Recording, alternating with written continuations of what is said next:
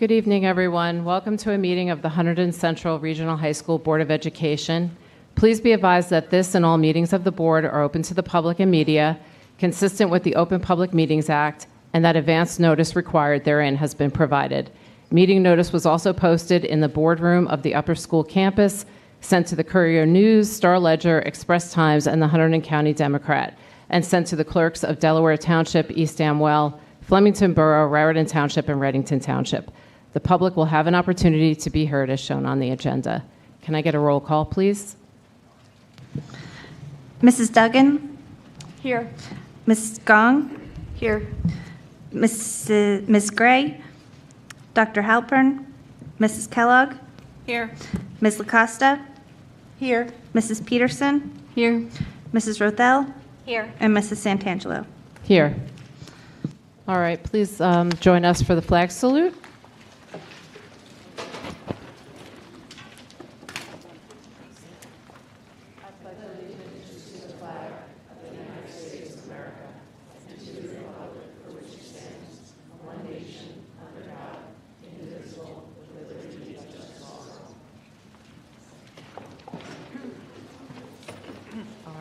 Leslie, will you read the district mission statement?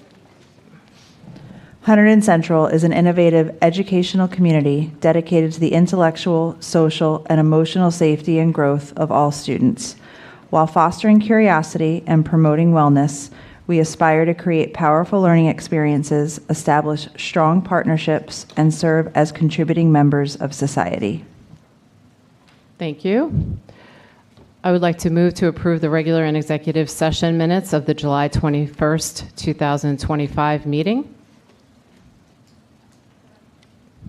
Roll call. Mrs. Duggan? Yes. Ms. Gong?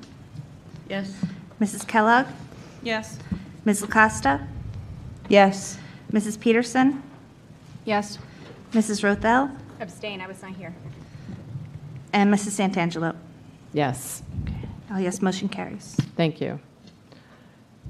We would just like to note for the record that the board has received correspondence, which will be maintained on file in the office of the board secretary. The agenda does note that there's a president's report, but we don't have one this month, so we will skip to the superintendent's report. Jessica? Thank you, Lisa. Good evening, everyone. It's hard to believe, but we are getting close to school starting again. Our summer programs have concluded. Thank you to our curriculum and instruction, special education, and counseling departments for another successful summer working with our students. We have been focused on preparing for the new school year. Our staff report on August 27th, and our students begin on September 2nd. It all starts to feel very close and very real this week as we welcome our new staff for our annual new staff orientation starting tomorrow. Dr. Hall, Ms. Ulbrich, and the leadership team have revamped our orientation to ensure staff are acclimated to Hunterdon Central and feel ready for their first day. My personal favorite part of orientation is the campus tour led by Mr. Bob Cole and Mr. Ed Brandt. As a Central alum, Mr. Cole, and then longtime staff members, Mr. Cole and Mr. Brandt, have so much historical knowledge and fun anecdotes that it's impossible not to love it here. Next week, on Tuesday the 26th, we are very excited to welcome our new students, which include both incoming freshmen as well as transfer students. Thank you to Mr. Brandt and his team for planning the new student orientation. We are very happy to be able to offer additional activities for the students after the more traditional orientation day. This is one of my favorite days of the year. I love seeing our new students and talking with them as they walk around their schedules and trying to find all their classrooms for the year. Tonight on the agenda, we have multiple items to support setting up a successful start to the school year. As you know, we have the 2025-2026 district goals on the agenda for approval tonight.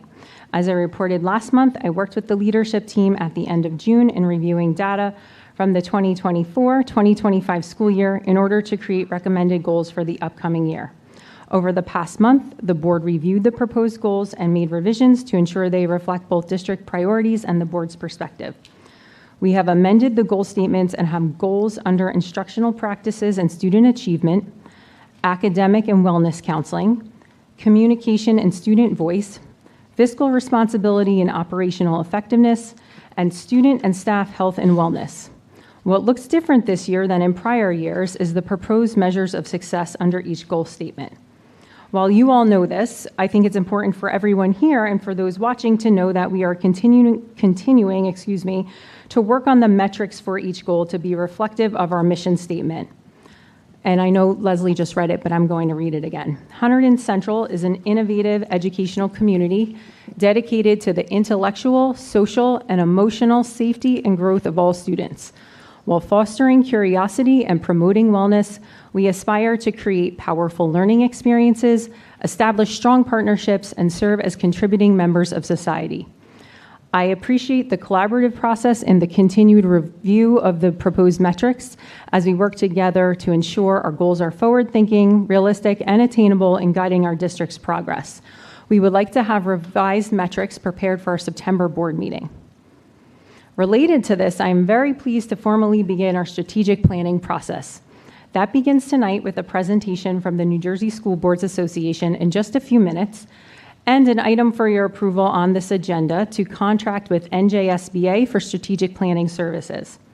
Our last strategic plan destinations expired at the end of 2022, and as I reflect on our past plan, I am proud of the work and the strides we have made with goals in wellness, powerful learning, partnerships, and service.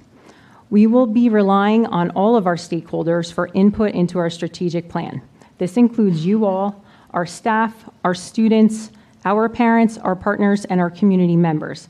It is extremely important to us that we get involvement from each of these groups of people, as our strategic plan needs to build on our progress thus far and also reflect the input and vision of the whole school community. We will have 3 evening meetings that build on one another so that we can ultimately create long-term goals for the district. This is particularly significant as this will drive our annual goal development as well.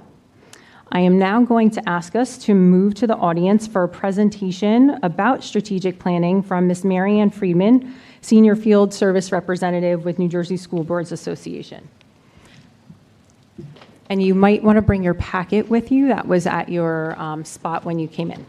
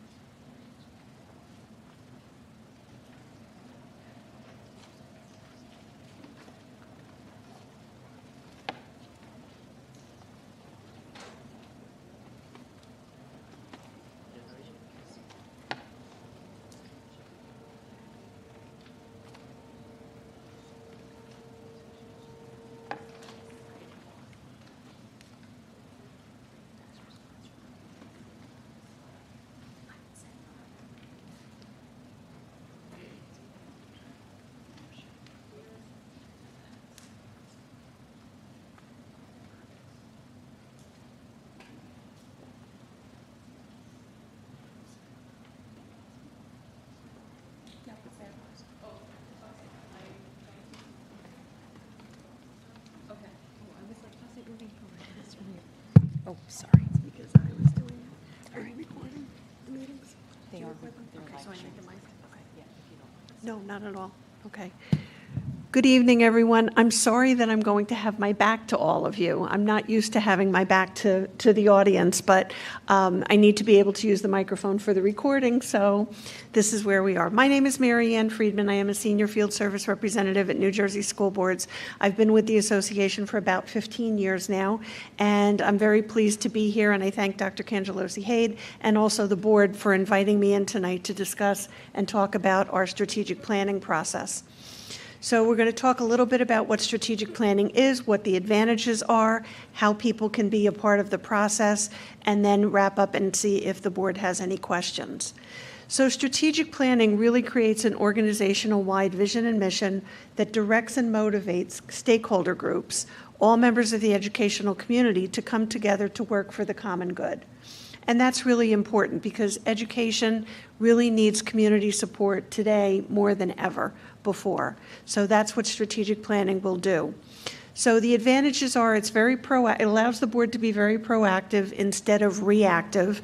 Boards over the past, I would say 10 years or so, have become reactive because of all of the mandates that come down from the State Department of Education. And NJSBA is not part of the State Department of Education. We're a separate entity, and we train and provide services to school boards, superintendents, and business administrators on how to be more effective, ethics training, goal setting, strategic planning, things like that. It also allows the board to be more creative and innovative because it's going to ask all of you, the stakeholder groups, to put together your creative and innovative ideas and see what the majority of each group comes up with. It's also a planning process that's flexible. So once the process is in place and the goals, strategic planning goals have been established, and the superintendent and the administrative team are working on those action plans, those can be modified moving forward if something in the action plan is not working well. They can be modified and be flexible so that they can try something different that they feel will work. It also provides for that forum of communication and participation from all of you as the stakeholder groups. Provides that ongoing process, that cycle of planning. It optimizes limited resources. We know that today limited resources are pervasive with every school district in the state. And then it also helps to increase communication because you'll see, following along with the agendas as you come to board meetings, that many of the things that are on the agenda are going to be part of that strategic plan. And there'll also be an annual State of the Strategic Plan presentation from the superintendent that will discuss the things that have taken place over that year and things that are coming up in the upcoming year. It allows the board to have a clear focus on educational decision-making. It highlights the importance of that good information for that decision-making. And again, it creates that district-wide vision and mission that helps to direct and motivate people to work towards the common good. So why would somebody want to engage in a strategic plan? It really will be at the top of everything that happens, and I'll show you that in a second. But if your school enrollment is changing, if the makeup of your school population is changing, we know for a fact that there are more people in any community in the country that have fewer students in school than there are people who actually have students in schools. So that's very important to get their input as well. And then would you benefit from a roadmap for the district's future? This will give you a roadmap for the next 3 to 5 years. It gives the superintendent and the board that roadmap, and it also allows you as stakeholders to follow along with that plan and seeing what that roadmap has done, has accomplished, and what's coming up. Then are there any changes in your family structure, the economic structure of your community, educational levels changing in your community? Is there competition for your public schools? And is limited funding impacting your programs and services? And also, if your previous strategic plan, if you had one, has expired, then if you answer yes to any of those questions, strategic planning would be for you. So this is that waterfall effect, and strategic planning really is going to be at the very top of the waterfall, and it will inform annual district goals and board goals, the administrator's goals, building goals, department goals, teacher and classroom goals, and student goals, all of which flows into that pool below, which we strive to include and improve student achievement for all of our students. So the components of it's only Monday. This is a problem. The components of the 3D strategic planning process is this pyramid. The commitment of the Board of Education is at the bottom and along the side. And that is the commitment of the board to not only invite you in, but to listen to what you have to say. Okay, that's really, really important to people. And then at the first night, this will, as Dr. Cangelosi-Haight said, there will be 3 meetings over 3 months. The first meeting will have information, which will be the state of the school that will be provided and developed by Dr. Cangelosi-Haight. Then we'll break into small groups, and we put you into very random small groups. I will be the person who does this, so I'm the one who takes the hit for this.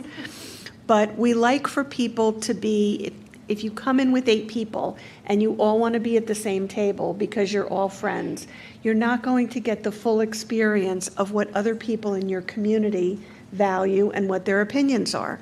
So we really do try and break people up. Sometimes people are not happy about that. I always say I haven't lost anyone at strategic planning yet, and I don't plan on it. But we'll break you up into small groups, and the activity will be thinking about the state of the school report that Dr. Cangelosi-Haight had provided. She will identify some strengths and challenges that she's identified, and then what do you all identify as strengths and challenges for the district? So it's not just what the superintendent is going to include, but also you'll be able to state what you feel are strengths and challenges. We ask you to develop a top 10. Everybody remembers David Letterman, right? Top 10 list? Okay, so we'll ask you to come up with a top 10 list of strengths and a top 10 list of challenges. If you can't come up with 10, that's fine. But then the small group they'll brainstorm first, they'll come to consensus on those top 10 lists, strengths and challenges, and then the small groups will report out to the larger group. And then at the end of the evening, it's about a 2-hour meeting, the first meeting. At the end of the meeting, then we'll ask you, anybody who's participated, for common themes. What were some of the common themes you saw identified in several of the groups? Okay? Then we will break and we'll go to the next meeting, which will be the following month, and that will be a visioning and initiatives meeting. And we'll have a visioning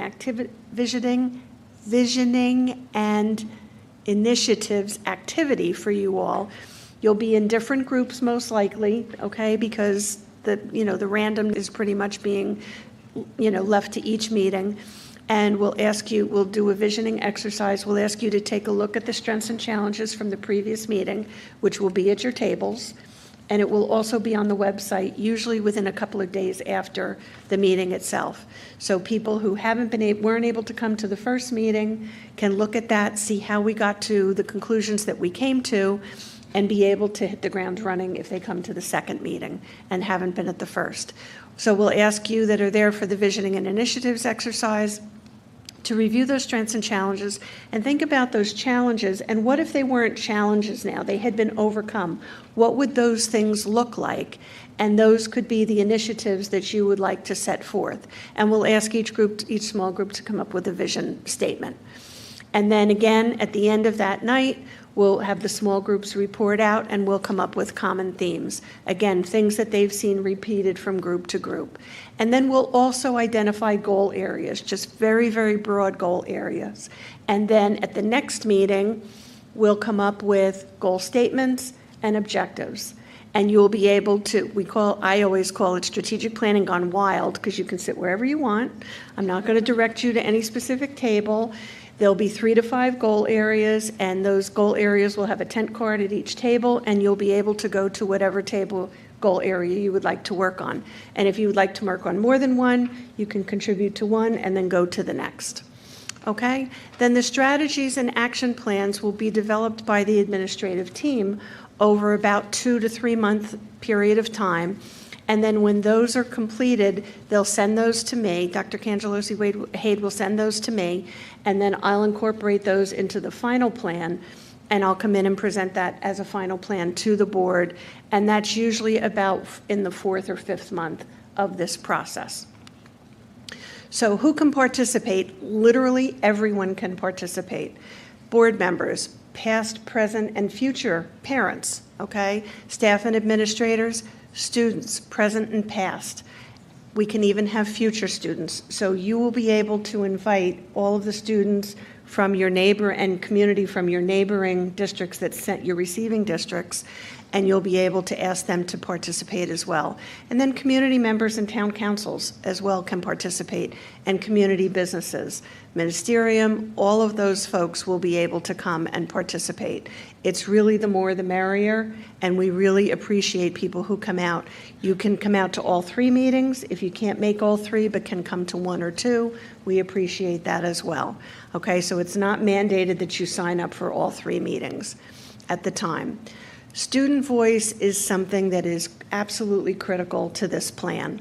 Student voice is already here. It's not something that we give them. They already have it.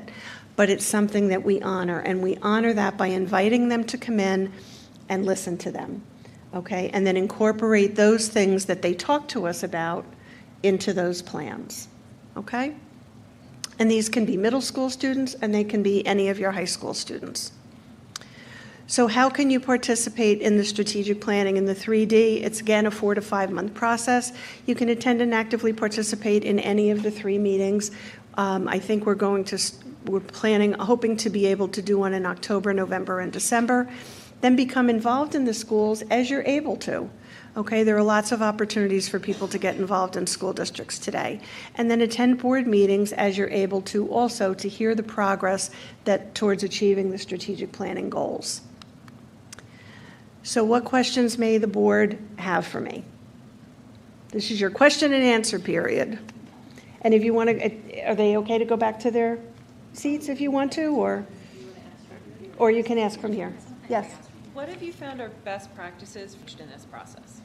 So we have forms that I can send, and I've already actually sent invitation forms to Dr. Cangelosi-Hade that she can send out. There'll be one that she'll send out to businesses and things like that from her as a representative of the district. But the others are flyers that you can put up on your school, in your schools, on your website. You can send it to the districts that come here for high school. You can invite their board members. It's really, word of mouth is one of the best things that you can do, and literally calling somebody and saying, we have this strategic planning process that we're going to engage in, and I'd love for you to be able to be a part of that if you can.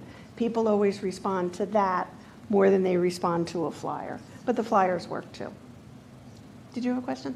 Can you tell us about a successful group that you had and one maybe that wasn't so successful, and how you got them sort of a little momentum to become successful?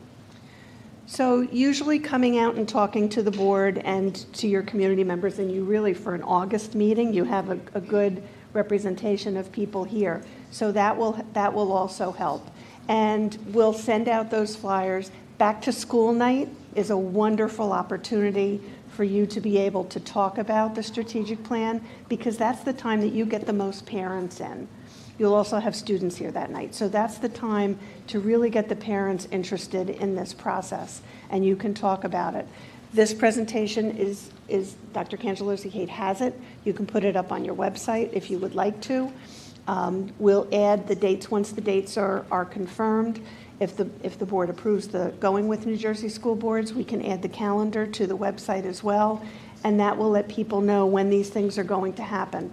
We also like to really have some kind of a sign-in or a registration form that's on the district website so that people can respond and say they'd like to come. Mostly that's so I know how many people are going to be there, so I have the appropriate number of pens and markers and large Post-it notes. We use the huge Post-it boards, so we'll have a lot of those. And usually we do this in 2, so I hope to have a fellow FSR here with me. And I've done these with as many as 300 people, which is huge. And we had 4 FSRs help with that. So if I know we're having 200 to 300 people, I'm going to get additional reinforcements for myself. And then anything under 100 is pretty much I can handle on my own if need be. But I will be trying to bring in another FSR. And then just making sure that the outcomes from each of the meetings, I type those up usually the same night or the next morning and send those to the superintendent, the board president, and the vice president and the BA. I ask them to look it over, make sure it reflects. There's also an attendance list. The attendance list we keep because we want you to be acknowledged for your participation in the strategic plan at the end of the plan. So there'll be a nice list of folks who participate. You don't have to put that up on the website after each meeting.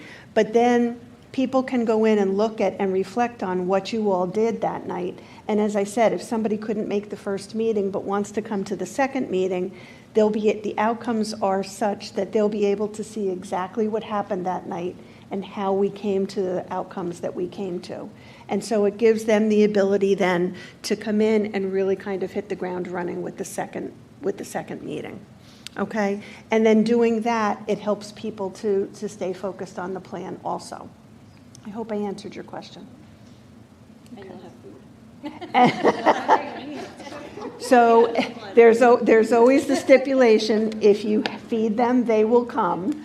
And so oftentimes it's, you know, and you'll see what you end up wanting to do. Sometimes it's sandwiches, sometimes it's pizza, usually some drinks, coffee, tea, that kind of thing. And that's the other reason why we would like to know about how many people are coming, okay? Just so that we can make sure that we have enough for everybody. Anybody from this side of the board? Yes. So, as I've been flipping through this, you know, I see your involvement from a pre-planning, planning, so on and so forth. Once it's approved and moved forward, do you have any involvement in evaluating progress, whether it's quarterly, semi-annually, any of those things, versus just letting the whole year go?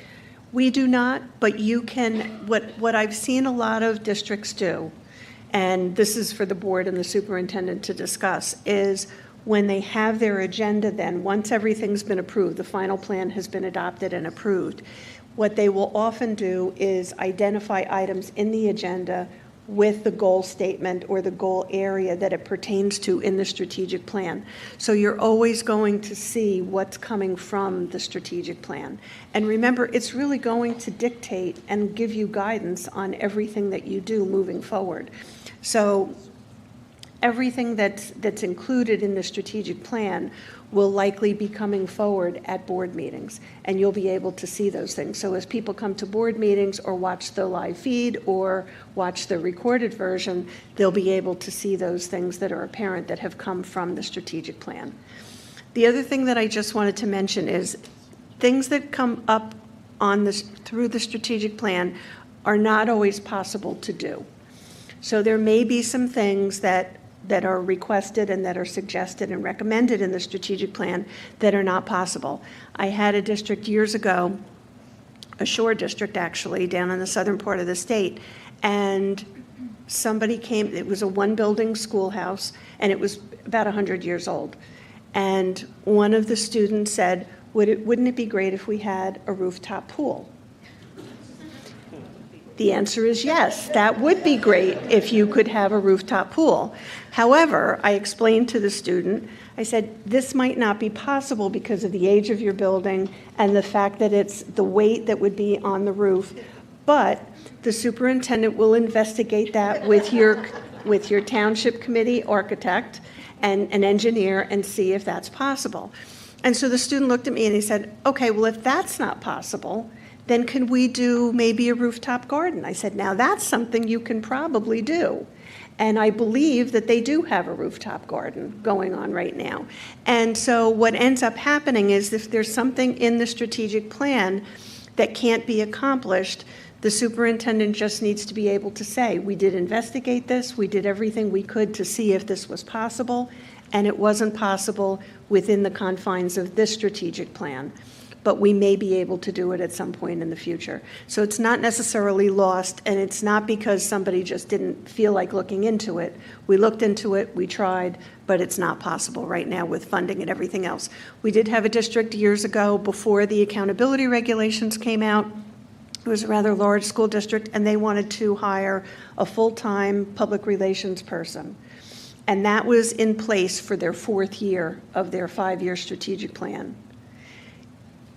In the 4th year of their strategic plan, the accountability regulations came out, which clearly stated that you could not have a full-time public relations person for a school district. So they had to scrap that whole piece, which was rather large. They had built up resources for this, facility areas, finances, all of that, personnel, and they had to scrap that. That was clearly something that couldn't happen any longer because of the state came down and said that you couldn't do that. So there are lots of things that may interfere with the strategic plan, but just about, I would say 90% of strategic plans are able to come to fruition. So, yeah, anybody else from the board? No, you good? Okay, I want to thank you so much for all you do for your students, your staff, and community. We appreciate that at NJSBA. We appreciate you. We appreciate you all for coming out tonight and hearing about this and being part of your board meetings. And if anybody has any questions, my contact information is in the packet that you have. Please don't hesitate. Okay, thank you so much.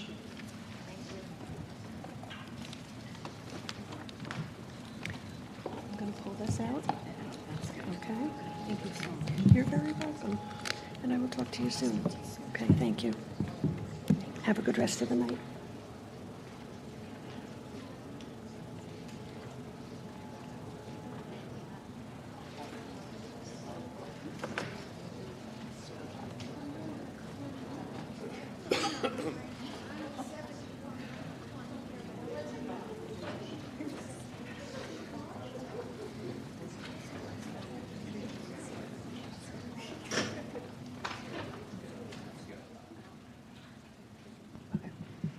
All right, thank you again to Mary Ann, and thank you to you all for your support in the strategic planning process. I do have one more update for everyone tonight. We are aware of public concerns regarding the fact that we have not yet renewed our agreement with Hunterdon Behavioral Health for the school-based youth services program for the 2025-2026 school year. I think it's important to address this and for everyone to know how we plan to continue to support students throughout their time at Hunterdon Central. Over the past several months, we have been working closely with Hunterdon Behavioral Health to address concerns about the school-based youth services program and potential changes to enhance services. Unfortunately, we have not come to an agreement to continue those particular services at this time. I also remain in communication with 6 staff members and administrators from the Department of Children and Families. This is the state agency that oversees and provides the funding for school-based youth services. While these conversations continue, I want to remind everyone that Hunterdon Central has a strong counseling department and a specialized structure that contributes to multiple tiers of supports for students. Each grade level has 3 school counselors in addition to 1 student assistance counselor. Student assistance counselors are able to provide a more targeted and individualized method of counseling, specializing in prevention, intervention, counseling, and referral services. Because we are not currently hosting a school-based youth services program, we are now eligible for the New Jersey Statewide Student Support Services, or NJ4S. NJ4S provides wellness services to students and their families through 15 regional hubs in the state.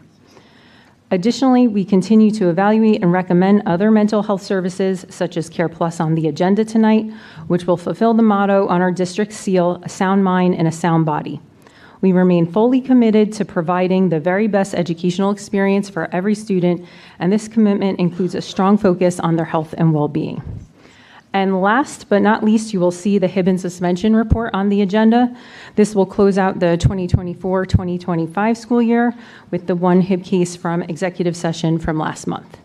Thank you again, and this concludes my report this evening. Lisa. All right, thank you.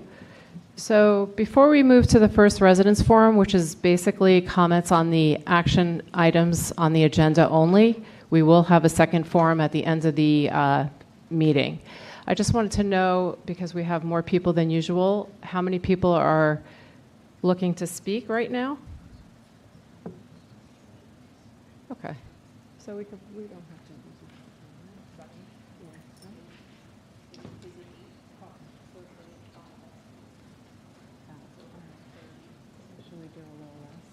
Some people might speak less than 4, so you might see how it starts going.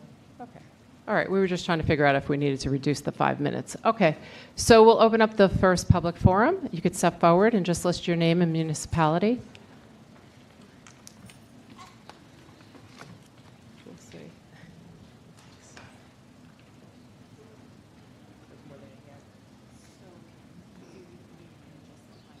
Yeah. Okay. Yeah, okay. Oh, jeez. We don't want to extend that. No. Let's have a 3 minutes. Yeah. Okay, so because there's more people, we're gonna reduce the time to 3 minutes per speaker.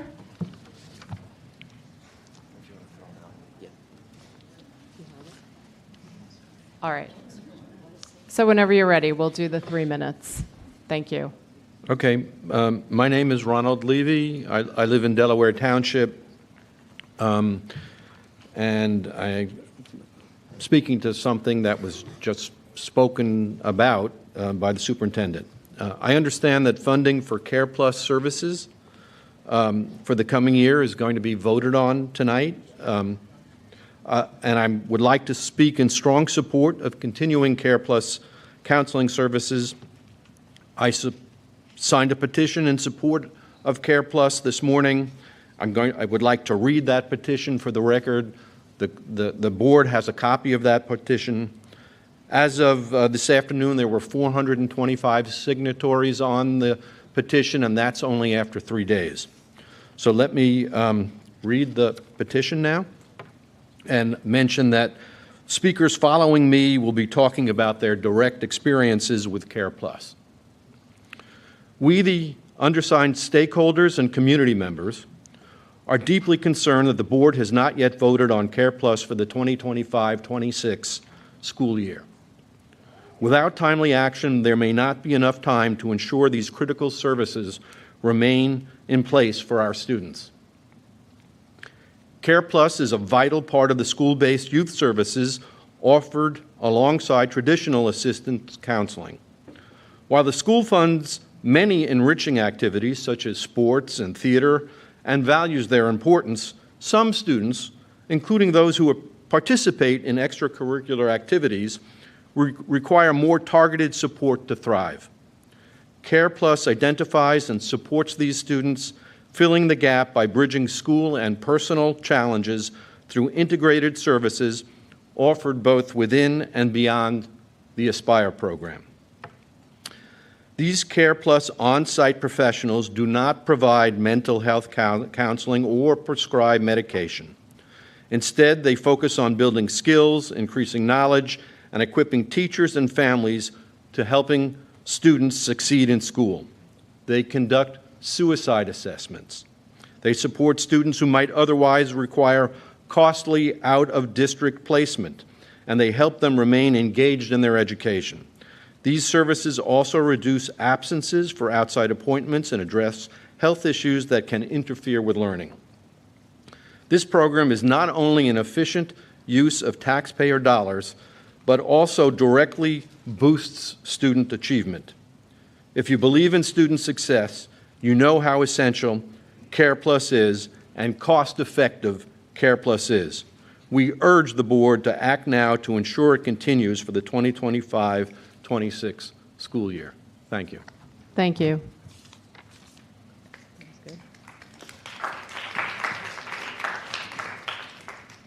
Do I have to say my municipality or anything before I start? Yes, your name All right, and sweet. municipality, yes. My name's Subash Turbo from the Raritan Municipality. Thank you. My classmate and valedictorian of the class of 2025, Alex Atuchny, wrote me a statement that I would like to give you tonight in relation to the SBYS. This is that statement. I've been thinking about how I want to deliver this statement for a while, and after much deliberation, I've realized that the only way I can truly do so is to be honest. I've learned that the Board of Education isn't renewing its grant with SBYS, a program that has assisted the school with licensed and trained therapists from Hunterdon Healthcare for more than 3 decades, via a grant at no cost to the school or parents. This is a program that he used for the 2 most challenging years at Hunterdon Central, a program that let him work through his mental challenges, a program that he can confidently say has saved his life. He knows many friends who use it and agree that school-based youth services works and is an essential part of our support network for students who need help. Because with so many people attending Hunterdon Central, especially in this college application environment, it's inevitable that some people will struggle with their mental health.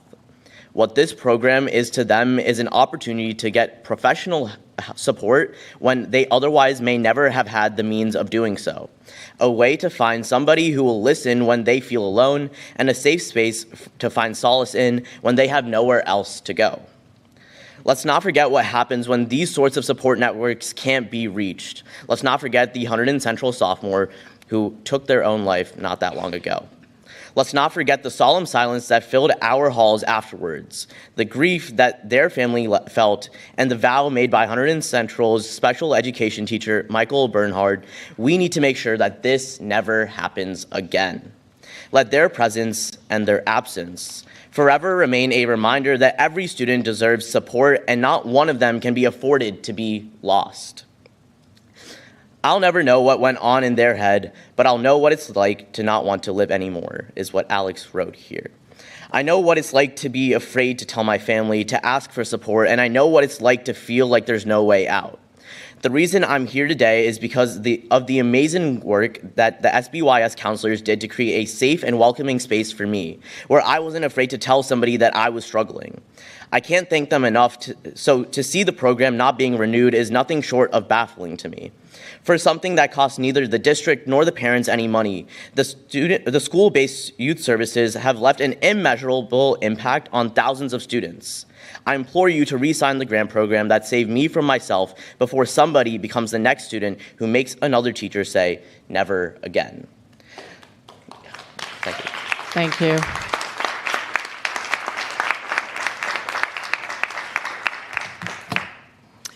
Hi, my name's Jess Long. I am a resident of Flemington Borough.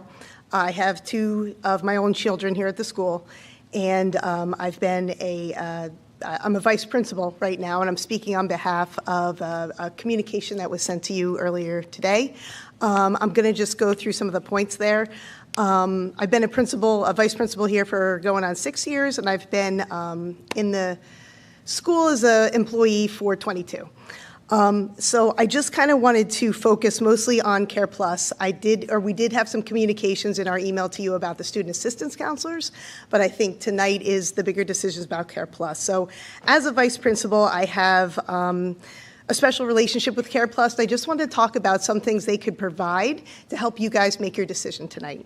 The first thing I wanted to point out is just that Care Plus completes a full intake whenever they begin services with a student, which includes an in-person meeting with a parent or guardian. The gentleman that spoke first talked about assessments that Care Plus does. That, to me, is one of the most powerful things they can provide. When we as vice principals find that we need a student cleared, which means that they have said something that indicates they want to harm themselves or somebody else, we need to get them evaluated by a psychiatrist. They can write a note that says that that student is safe to return to school and is no threat to themselves or others. And that is if you've ever had to do that or be present for one of those, it is a long process. It asks a parent to take their child to the emergency room. They have to sit in the emergency room for up to 8 hours sometimes. And so for them to be able to provide that service here on campus, I think is great, not just because it's convenient, but also because it's a safer space for the student. They might already have a relationship with the people that are assisting in that. It's done in a much more quick manner. And it also is a much more comprehensive set of recommendations that people on campus have been able to give information on. The other thing that's great about it too is that once that clearance has come through, if the student needs additional services from the person that cleared them, that is almost never going to happen through an emergency room clearance, but it can happen with Care Plus. They can, with the permission of the parent, continue to receive services here from the person that they already divulged all those thoughts to. So, I have more to say, but we have 3 minutes. I just wanted to make sure that those facts were clear. Happy to answer questions. I know that's a break of protocol, but I'll be here. So thank you guys for your time, and I hope this helps in your decision-making tonight. Thank you. Thank you.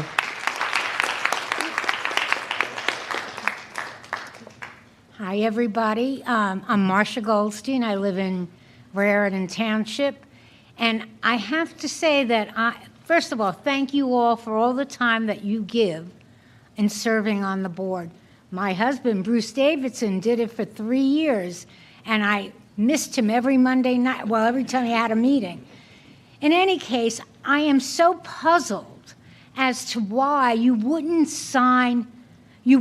want the counseling program coming back into Hunterdon Central. It doesn't cost anybody anything. It doesn't cost the kids anything. There are people on the campus that can support them. Currently, although I'm no longer working as a social worker, I sort of kind of am because I sub in Rifus and in JP Case. And I have to tell you, these kids are so nervous, the JP Case kids are so nervous about coming here. It's a very stressful time for children. They asked me to come and sub here. I said, no, I'm staying where I'm at. But you guys taking away the ability for children to have counselors, trained counselors, without it costing a dime on the campus makes no sense to me. I really wish you could explain your decision not to sign the papers to allow a grant-based program from remaining here. 35 years. 35 years. And even with that, of course, there have been kids that were not captured, were not given the assistance they need, but there were many more that were helped. Why would you take anything away from children in this school that they could easily access? Is it a matter of confidentiality? Do you think they're being influenced in the wrong way? What is it that you're afraid of? I don't quite understand that. It's not costing the school a dime. It's not costing the kids a dime. It's not costing their families one penny. Nobody has to travel elsewhere for services. So I wish somebody on the board would get up and say, this is why we hesitate to sign the papers that would permit trained counselors to come into Hunterdon Medical Center, as they've done, that's where I went, the high school. For 35 years they were here. Did you feel they did harm to the kids? Did you feel they weren't beneficial? What is it that you are afraid of having happen by having trained therapists, counselors, whatever you want to call them, social workers, coming here and helping the kids? I wish somebody would stand up tonight and explain to me what your hesitancy is about. Because I will tell you, being an adolescent... I'm sorry, your time is up. Yeah, thank you, though. We deserve to hear from you as to why you're making this decision.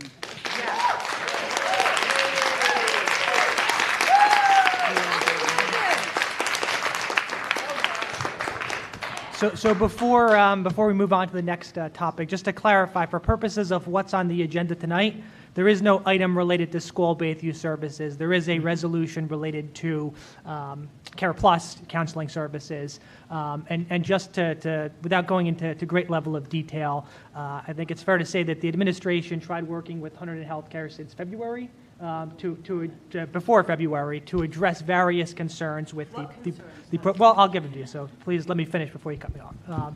So there were some concerns, and frankly, the superintendent has addressed this in writing, both with school-based and DCF, which oversees school-based as well.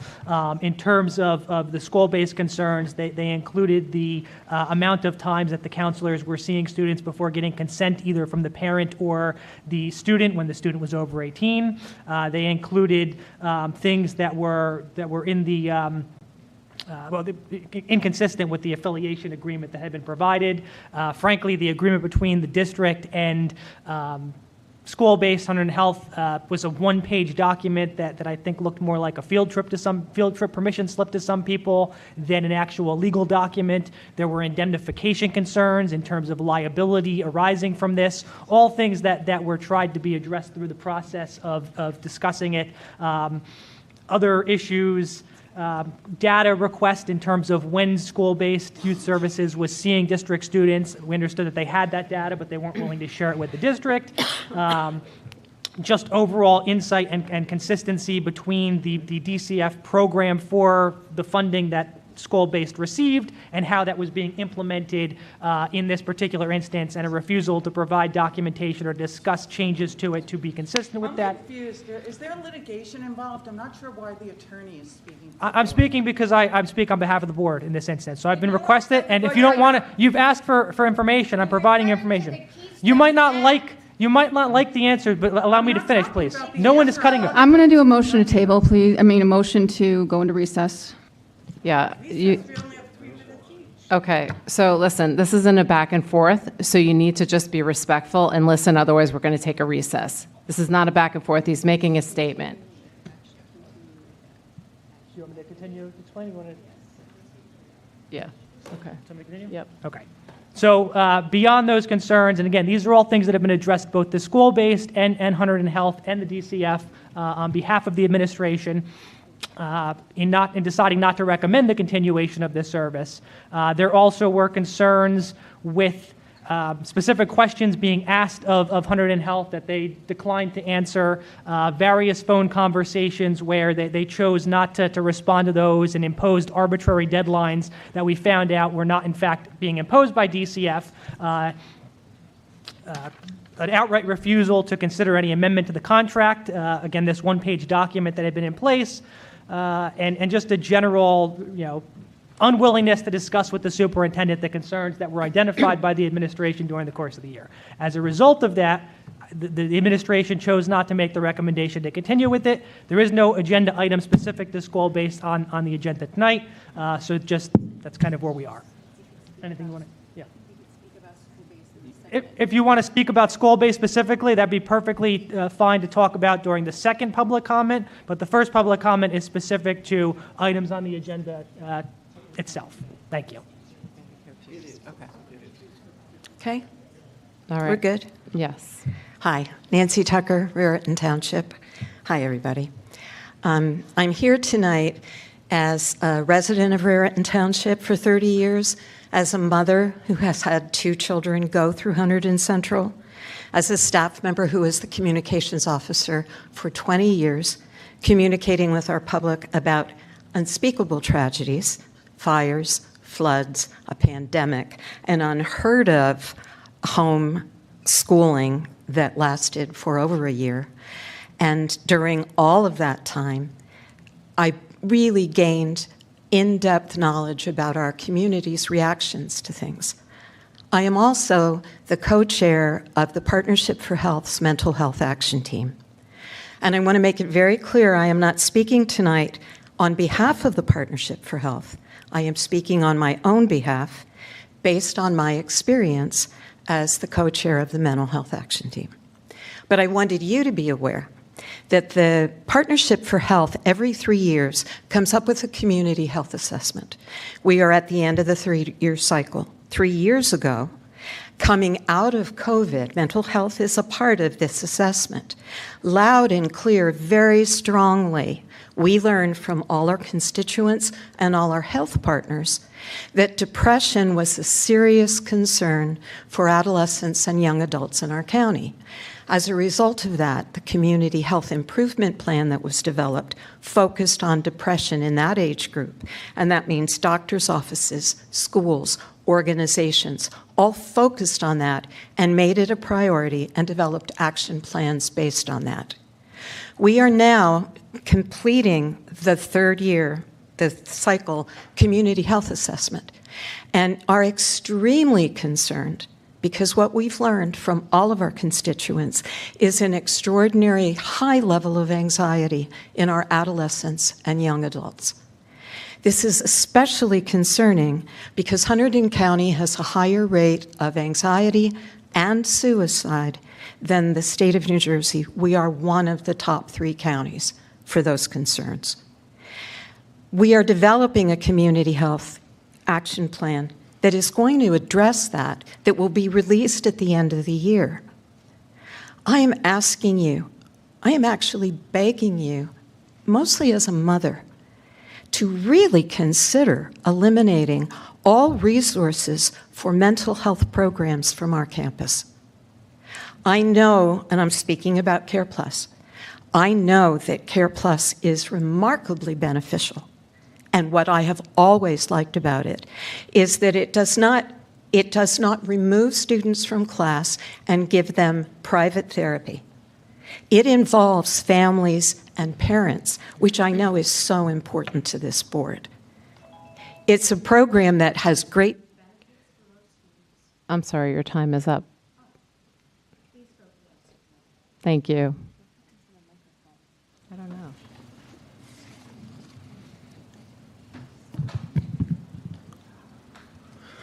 Good evening. Scott Cohen, Raritan Township. I'm here to speak on behalf of the Operations and Transportations Committee number 11, the award for the Behavioral Health Services contract.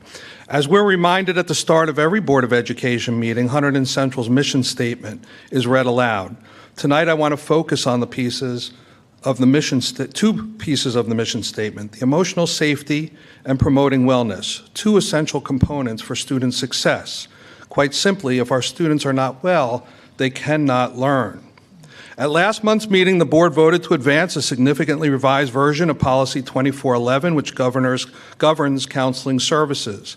This was in effect a complete rewrite, and many community members raised deep concerns.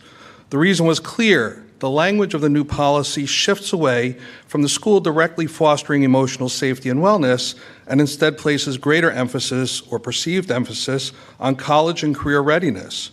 Support for student well-being is refrained as little more than referring families to outside community resources when they have elevated needs, rather than ensuring those supports are actively provided within the school. Which raises an important question. What is the board's position on mental health, and how do you view the school's role in meeting those needs? How do you interpret the words emotional safety and promoting wellness in Central's mission statement if the very services that support the highest need students are not being fully supported? I was encouraged to see one of the district goals, specifically Goal 2, focused on counseling, but it appears that the board's commitment in this area is affirming. However, the word of the goal is thinly veiled and falls a bit short. It refers to increased awareness of SACs and the use of outside community resources for additional services. Nowhere does it explicitly mention the incorporation or utilization of in-house partnership services such as school-based services or Care Plus, two trusted external partners that have long provided the specialized support Central students require. This omission is troubling as it suggests a shift from a layered system of support for student wellness to a model that increasingly outsources help. That brings me to tonight's agenda, and that's in regard to the renewal of the Care Plus contract. Care Plus is not just any vendor. It's a trusted partner that has provided our district with licensed clinical professionals, including dedicated social workers and counselors. The cost for this service was already accounted for in the 2025-2026 school budget. Last year, Care Plus was renewed 3 months earlier at the May board meeting alongside numerous other contracts. This year, however, Care Plus's renewal is only now being brought forward for approval with less than 10 days before students enter the school. One example of their direct impact and benefits to the students is dedicated counselor to the Aspire program. The Care Plus counselor embedded in the Aspire program is vital for students who struggle thriving in a traditional classroom environment. Mr. Cohen, your time is up. I'm sorry.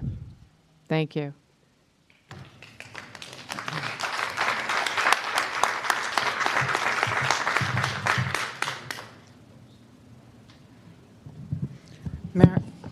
Maristella Wallace, Raritan Township. I do apologize to the board for the outburst. I'm very emotional with this issue. We have 3 minutes to speak, so I'm going to just say the number 1 right now. I'm going to read a letter from another resident regarding Care Plus. As a Hunterdon County resident and parent of 4 children who will soon attend Hunterdon Central, I'm writing to express my strong support for continuing Care Plus for the 2025-26 school year, and to urge you to add it to the next board meeting agenda for a vote. Number 2, I'll explain that at the end. I know the board is familiar with Care Plus and its role in supporting students, but as both a parent and community member, I feel it's important to stress just how critical these services are for our children. Care Plus fills a unique gap that traditional student assistance counselors and extracurricular programs cannot. Number 3, identifying and supporting students who may be struggling in ways that directly affect their education, health, and future success. These on-site professionals provide early intervention, suicide assessments, skill building, and support that keeps students engaged and learning, often preventing costly out-of-district placements. They also help students manage physical and emotional challenges that might otherwise result in absences or falling behind academically. Number 4, our community values sports, theater, and enrichment programs, and Care Plus is equally vital. The return on investment is clear. Better student outcomes, stronger family support, and cost-effective use of taxpayer dollars. Losing this program due to a delay in action would be a serious setback for our students and our community. Many fellow residents, caregivers, and I believe this program must remain in place. respectfully urge you to place Care Plus on the agenda so it can receive the vote it deserves before it's too late for the 2025-26 planning. Thank you for your attention to this matter and for your commitment to our students' success. Sincerely, Kristen Erickson. Number 5. My child was in the Aspire program. We had such a rough year. She had 3 tragic deaths in a month in her life. None of them due to COVID, by the way, so it was horrible. I don't know where we would have been. To be honest with you, we had outside counseling. Number 6, we had outside counseling. That wasn't enough. I sat there hoping I wouldn't get that call from school. With Aspire and Care Plus, I was pretty sure I wouldn't. Number 7, that is what kept my child in school, and she is a rising senior. Everyone here who's lucky enough to not be part of that program, I'm envious, but think of me and my family. Number 8, those were 8 suicide attempts by teenagers while I was speaking. Thank you.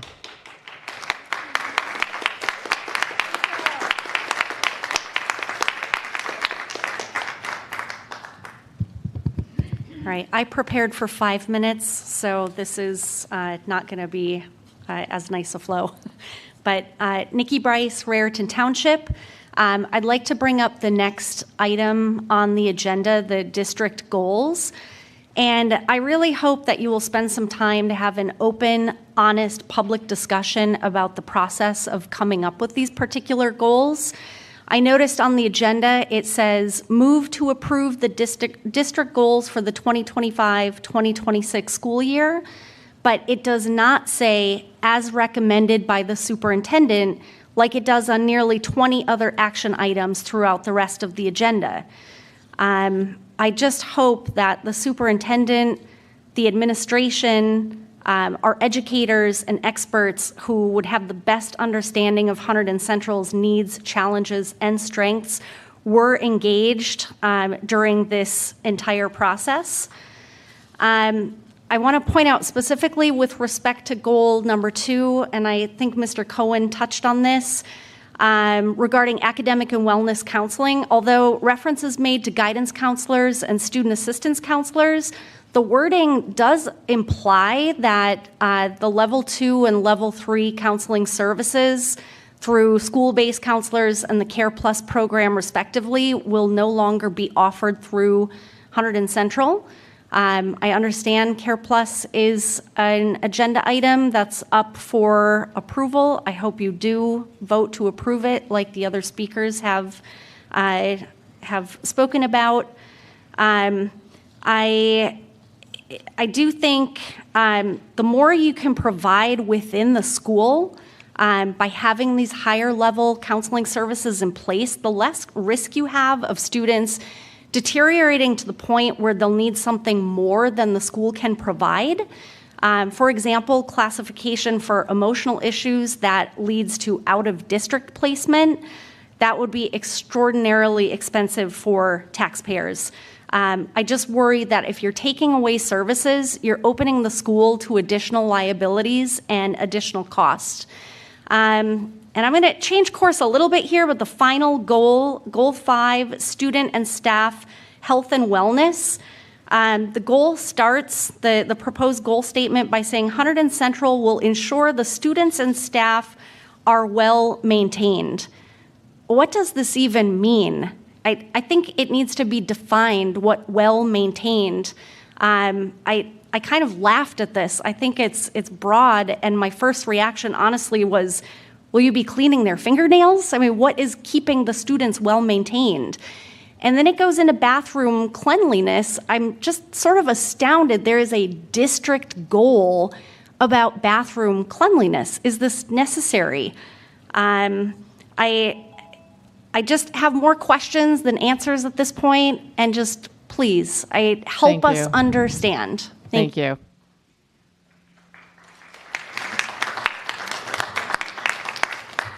My name is Nancy Ramore, and I'm from Raritan Township, and I'd like to read a letter that I wrote to the board, which they did not consider. I am requesting that the issue of discontinuing school-based youth services in Hunterdon Central be placed on the August 18th agenda for discussion, as well as to hear why this decision was made. I am writing to express deep concern regarding the recent decision to discontinue the school-based program that has served our students for over 35 years. This program has been a cornerstone of our district's commitment of student well-being, offering critical support to students at no cost. I'm sorry, this particular item is not on the agenda. It isn't on the agenda, and I asked for it to be, and I think I have a right for the public to hear my letter. Okay, so okay. They're very similar. You could speak at the final No, public forum. let me finish. I was online, and then you made that decision to make the change. No, actually, hang on a second. The announcement was for action items on the agenda. So those are always been on the agenda. This one in particular is not. And I requested it to be. And can someone explain to me why it's not part of a public discussion? And also, I must say Okay. that, so no, listen. wait, let me finish. I must say, in regard to something that you said, sir, the Hang on a second. Keystone Act Okay, so is we're gonna why take a some recess. students All right, over we're the gonna age take of a recess. 16. All right. Unfortunately, we're going to take a recess. So I want to make a motion to make a recess. Can I get a second? Okay. Second. I think you need to actually state the motion. All right. I did. Becky seconded it. Okay. All right.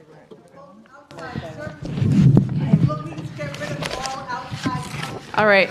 We are going to ask people to start being Duggan? removed. I'm sorry, you're out of turn, okay? So we need to follow a process. You're not following a process, so we're going to have security remove you if you continue to speak. All right, so let's do the roll call. We're taking a recess. Roll call for recess. Mrs. Duggan? Yes. Mrs. Gong? How long is this recess? I think you should restate the motion so we know how long the recess is, so that people know how long the recess is. Yeah. Mrs. Kellogg? No, unless we specify how long the recess will be. I'm going to say 15 minutes. Do you want to redo the motion? Sure. So vote it down and then do a motion. Yeah. 15 minutes, you should specify. Okay. Okay. So we're making a motion to take a recess for 15 minutes. Finish that vote by voting no. So vote down, my recommendation is you vote down that motion and make a new motion. Oh, boy. Okay. This is part of our, Robert's rules. okay. So, all right, so finish. Yes. No? So I guess you're a no? No. So I vote Ms. no. LaCosta? No. Mrs. Peterson? Sorry, Mrs. can you say Rothel? that into your No. microphone? Hang on. And Mrs. Santangelo? No. Okay. Okay. So we'll make a motion for a 15-minute recess. Can I get a second? Okay. And a roll call. Mrs. Duggan? Yes. Mrs. Gong? Yes. Mrs. Kellogg? Yes. Ms. LaCosta? Yes. Mrs. Peterson? Yes. Mrs. Rothel? Yes. Mrs. Santangelo? Yes. All yes, motion carries.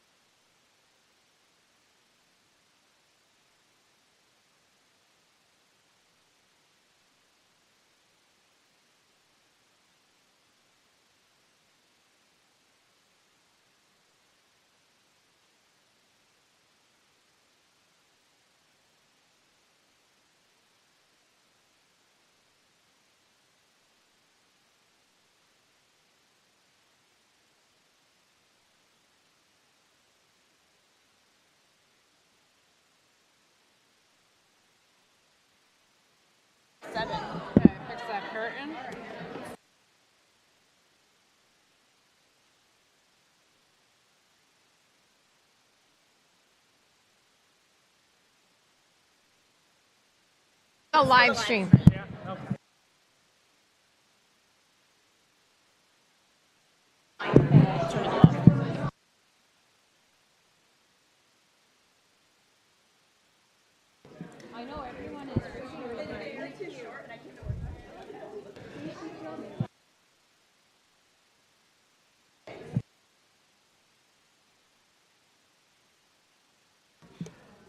All right, I would like to make a motion to reconvene into our first public forum session.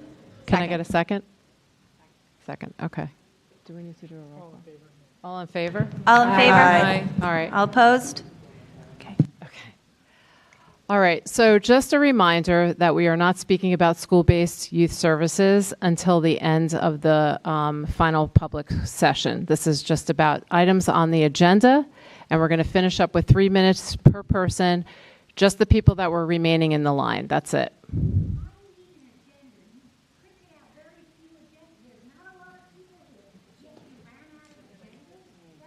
She has some back there.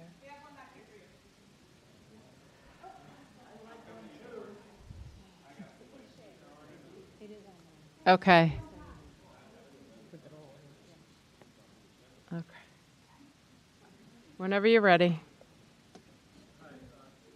Is this thing on? Yes, it is. All right. Ed McLaughlin. I'm with Delaware Township, and I'm speaking about Care Plus, which is on the agenda. And I want to. I just want to lend my support to everything that we've heard tonight from those folks that preceded me related to Care Plus, and offer my support and my belief in it as well. And in the event that there's anybody on the board that remains not committed to voting yes, I would encourage you to please vote yes. Your mission says pointedly that you are dedicated to the emotional safety and growth of our students. It seems to me that that Care Plus is one of the many things that has served our students very well. And a point I've made before, which I will reiterate, is that if it's not broke, don't fix it. Care Plus and these other services have been very effective, very useful for our students, and have been a great support for them. Let's keep it in place and let's keep it going. Please renew it. Thank you very much. Thank you. Reverend Vernon Williams, Raritan Township. President Santangelo, Superintendent Cangelosi Hayes, I am encouraged to see that finally you have placed the Care Plus contract on the agenda tonight for approval. Of course, you know that placing this critical mental health service on the schedule is only part of the need.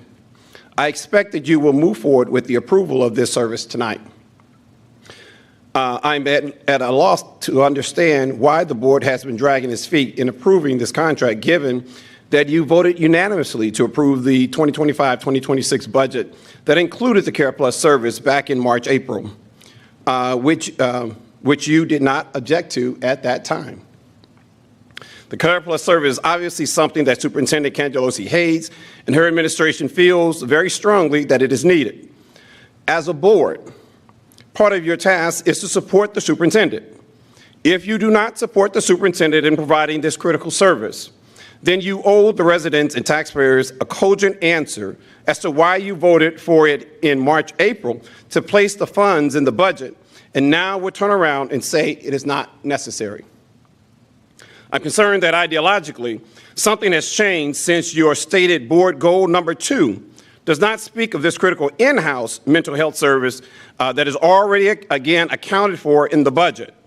And again, that you already approved. Your bullet point number 2 of goal 2, proposed measures of success, where you state by blank 2025, Hunterdon Central will develop a plan to ensure that students and families have access to a listing of mental health resources which are available through nonprofit, local, and state providers. You do not talk about the in-house contract that you are you could vote on tonight for Care Plus. Again, no mention of last year's critical in-school service of Care Plus that's already been approved to be provided again this year.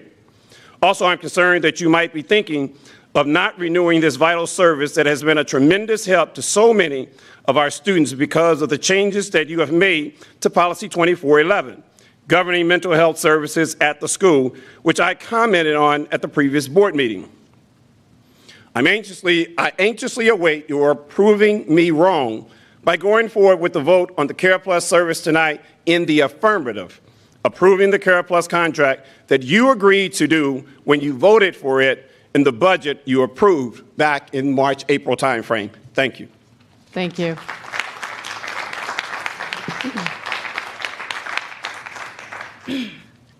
Victoria Craig, Washington. I'm from up north of Warren County. I am here tonight because I am one of your teachers. I know some of you might recognize me. I am also one of the Aspire teachers as well. This is my 3rd year in Aspire. I'll be teaching it again this year as far as I know. The reason why I'm here tonight is talking about how important Care Plus is to completing my job. You talk about teacher wellness, and I will not be well, we will not be well, if you do not let Care Plus back in, because you are going to leave an empty hole in the Aspire program. I have watched those Care Plus counselors work so hard with all of my students to make sure that each one of them is successful. You are going to cost this district money, because those students are going to have to be placed somewhere else. They will not make it in Aspire. I know that other mother talked about this, but I see it firsthand every day. Those kids will not make it. And I want you to understand that I would not be here if it was not for one of those Care Plus programs, style programs when I was in school. If we're looking at it from the perspective that, you know, it's a parent's right or it's a parent's need to get their child mental health, well, guess what? My mother said that we don't talk about that stuff. And it wasn't until a teacher reported me in 7th grade that I started getting help. On top of that fact, you are looking at an equity issue. There are people who cannot afford therapy, that cannot afford to drive their child somewhere, that do not get off work until therapists' offices are already closed. You are making it so that these children have an unequal standing in life. And I think that's not something this board should stand for, though right now what I'm looking at, you actually having to think about voting for this, shows what you really feel about these children.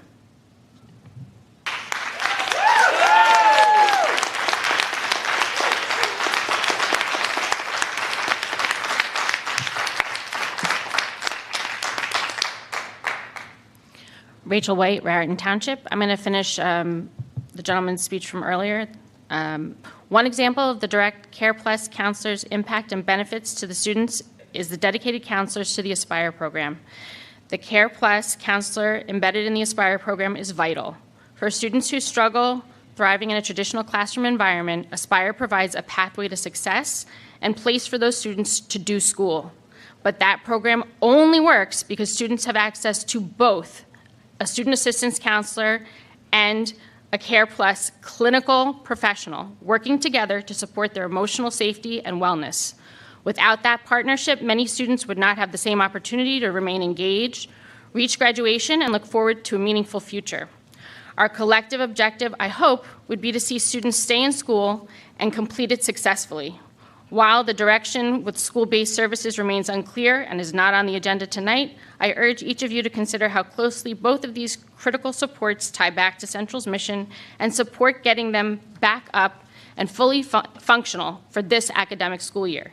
To vote yes on the Care Plus contract is to affirm your commitment to protecting our students' health and well-being. To vote otherwise would send a very different message, that the words emotional safety and promoting wellness are not being upheld in practice. Please let your voices be heard and let your votes reflect a true commitment to the mission we recite at every meeting, showing the students that you support them by voting yes and approving Care Plus. Thank you.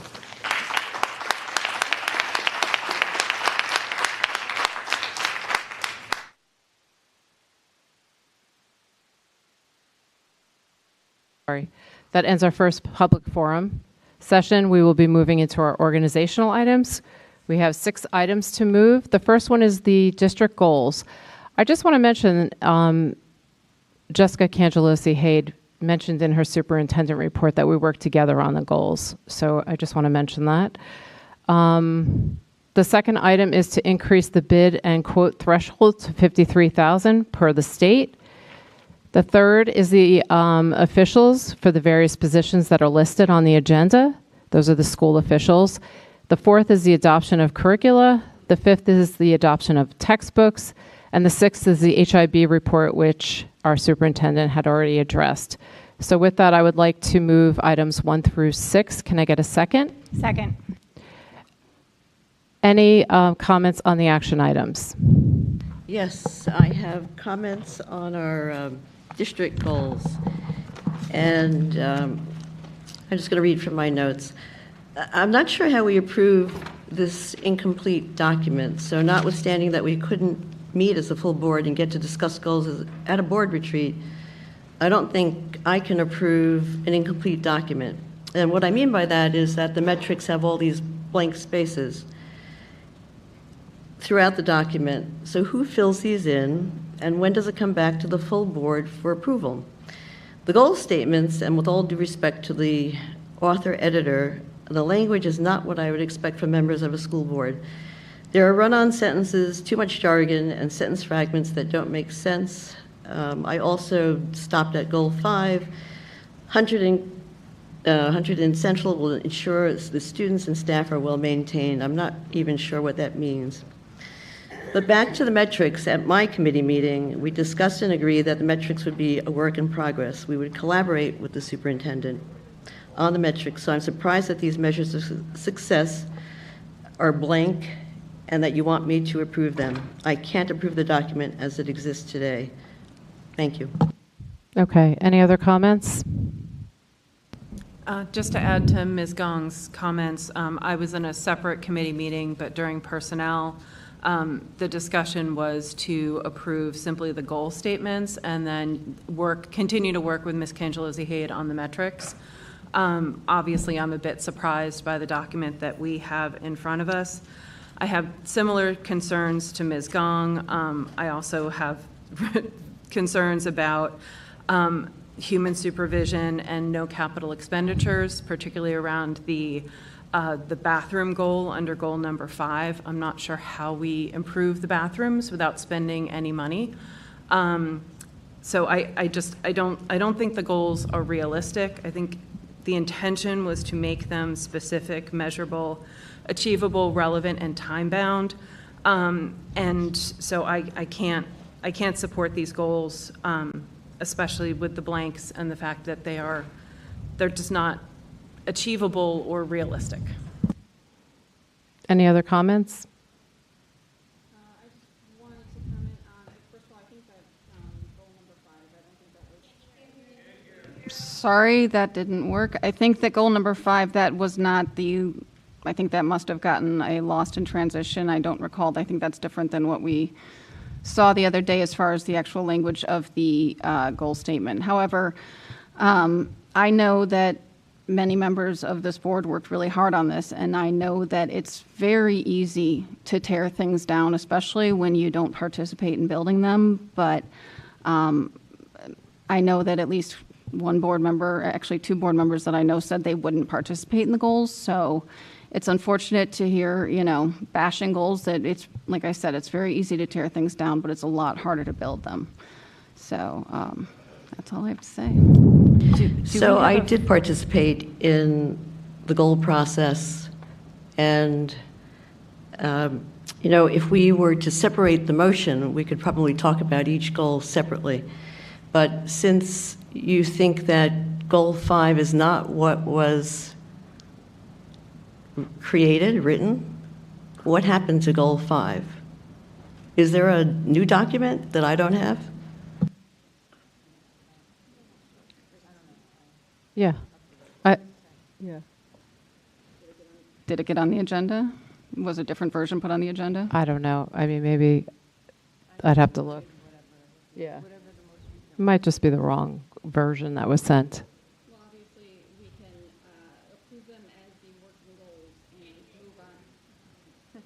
We can approve them as the working goals and move on and make any adjustments as necessary next month. Right. Okay. So are you proposing to amend the motion? No. Because it says that we're approving district goals, Right. not working goals in the motion. Right. But actually, in the superintendent report, Jessica mentioned that they are working goals. We're still going to work on the metrics and the timeline. That was the understanding. And that's what she stated, and that's what we're doing. So Then someone should change the motion. why? Because that's not what the motion says. The motion is to move items 1 through 6. So, Ms. Cangelosi-Hay, do you recommend that the board approves these goals exactly as written? No, and my understanding was that we would continue to work on the metrics. So that's what we were working through in committees this month. And I know you all know this, but it's good for people to hear that as well. Because some of the metrics are perhaps not feasible. You know, you mentioned the one about the bathrooms. There's a lot that goes into bathrooms, believe it or not. I know there's a metric, for example, on test scores. We just had a bomb dropped on us, for lack of a better term, on Friday from the Department of Education that testing is going to be totally changed this coming school year, including different tests. So that may need to get reworked. So for sure, we need to work on the metrics, and I'm looking forward to doing that with you all, and that is part of the plan going forward.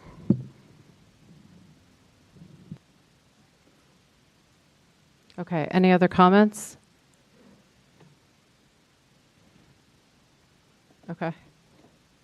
So we'll take a roll call. Ms. Gong?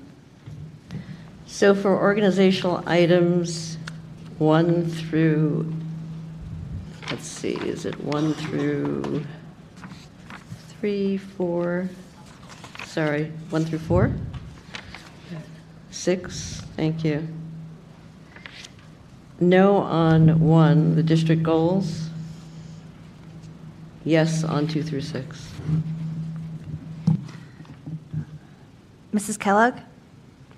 No on 1, yes on 2 through 6. Ms. LaCosta? Yes. Mrs. Peterson? Yes. Mrs. Rothel? Yes. Mrs. Duggan? Yes. Mrs. Santangelo? Yes. Okay, majority yes, motion's carried. Thank you. Next, we're going to be reading out our committee reports, starting with Student Life and Program Committee. Leslie? The SLMP committee met on Monday, August 11th from approximately 10 a.m. to 11 a.m. Present at this meeting were myself, Rebecca Peterson, Lisa Santangelo, Jessica Cangelosi-Hade, Edward Brandt, and Jessica, help me, how do I pronounce Dee Dee's last name? Huh? Deecher. Okay. Thank you. I didn't want to get that wrong, although I still have to practice. We did not receive any questions from anyone prior to our session. We had the opportunity to review the tuition and transportation needs within special education for out-of-district placements. Mr. Brandt reviewed a student club name change and discussed an overnight trip for our cheerleading team. I'd like to move items 1 through 3 on the agenda. Can I please get a second? Second. Any comments on the action items? All right, seeing none, can I get a roll call, please? Mrs. Kellogg? Yes. Ms. LaCosta? Yes. Mrs. Peterson? Yes. Mrs. Rothel? Yes. Mrs. Duggan? Yes. Ms. Gong? Yes. And Mrs. Santangelo? Yes. All yes, motion carries. Thank you. All right, next is the Operations and Transportation Committee. Jessica Rothel. The Operations and Transportation Committee met on Tuesday, August 12th. Ellen Halporn, Sandra Gong, Lisa Santangelo, Jessica Cangelosi-Hade, Heather Spitzer, and I were in attendance. Prior to the meeting, I received several questions that were addressed at the meeting and provided in our minutes. Items 1 through 10, 12 through 19, and 22 are standard organizational items that are approved annually or monthly in order to conduct the day-to-day business of the district.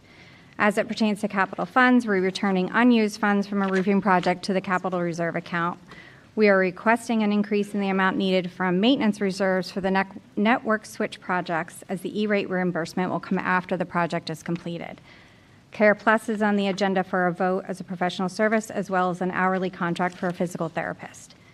Mrs. Spitzer's team was successful in the bidding of additional buses and vans, and we are seeking approval for the release of the funds to purchase them. I'd just like to point out that publicly I thanked Heather and Mrs. Cangelosi-Haight and Ms. Spitzer on everything they did. The dissolution process was a lengthy one, and I congratulate their team on being able to successfully set us up for the start of the school year. With that, I would like to move items 1 through 22. Second. Any comments on the action items? Yes. On item 2, invoices, I see that we have another attorney group, Padula Law Group, and I see that we have a July billing statement from Padula Law Group, but we don't have a July statement from Aprizese. So my question is, really not a question, it's a statement, that I am hesitant to approve the Padula Law Group invoice because I haven't seen Aprizese for our board attorney. So I don't know if we'll eventually see Aprizese's bill. I assume we will, but whether the same conversations will occur and that we're going to actually pay for duplicate services. I don't believe those are on the on the agenda this month. Thank you. They're on the agenda for informational purposes, not on the agenda for a vote. Just FYI. Okay. Any other comments? Yes. So we've heard a lot tonight about Care Plus, and the board was first informed about this last month. We did not know at the time that the budget was passed that this was on the budget, or even that there had been an RFP out, because in the past we had voted on the RFP for this service. I would have requested, honestly, at that point, that it be smaller, that we consider having one behavioral person. When we discussed it briefly, I had a lot of questions personally, and unfortunately didn't get many answers enough that I could feel confident making this decision. It's amazing, actually. There's quite a few people in the audience who seem to have plenty of information. I wish that I had the opportunity to hear some of it. So unfortunately, because I did not have access to information on the actual program, I went digging into what information I could find, which is publicly available. I understand that this is an emotional topic because mental health is crucial for our students. And I also understand that as a board member and taxpayer, I'm keenly aware that school budgeting has real-world impacts on families throughout the district, and many of whom are struggling right now. So we're being asked to approve a service at a cost of more than $250,000. Like I said, I would have liked to have had the opportunity to dialogue to understand this issue more thoroughly prior to this vote, but that was not provided. So the only information I have here tonight is what is publicly available, as I said. In looking into this issue, I found that first and foremost, Hunterdon Central does take student mental health very seriously. We have 15 counselors, 4 student assistance counselors, or SACs. The counseling department also has a supervisor of counseling, 2 counseling specialists, and a counseling secretary. Additionally, Central employs 1 behaviorist, 1 behavioral specialist, 3 school psychologists, and 4 social workers, among other positions. So I wanted to understand how we at Hunterdon Central compare to other districts as far as the size and the scope of our counseling services. So I began pulling the numbers from high schools in New Jersey with over 2,000 students.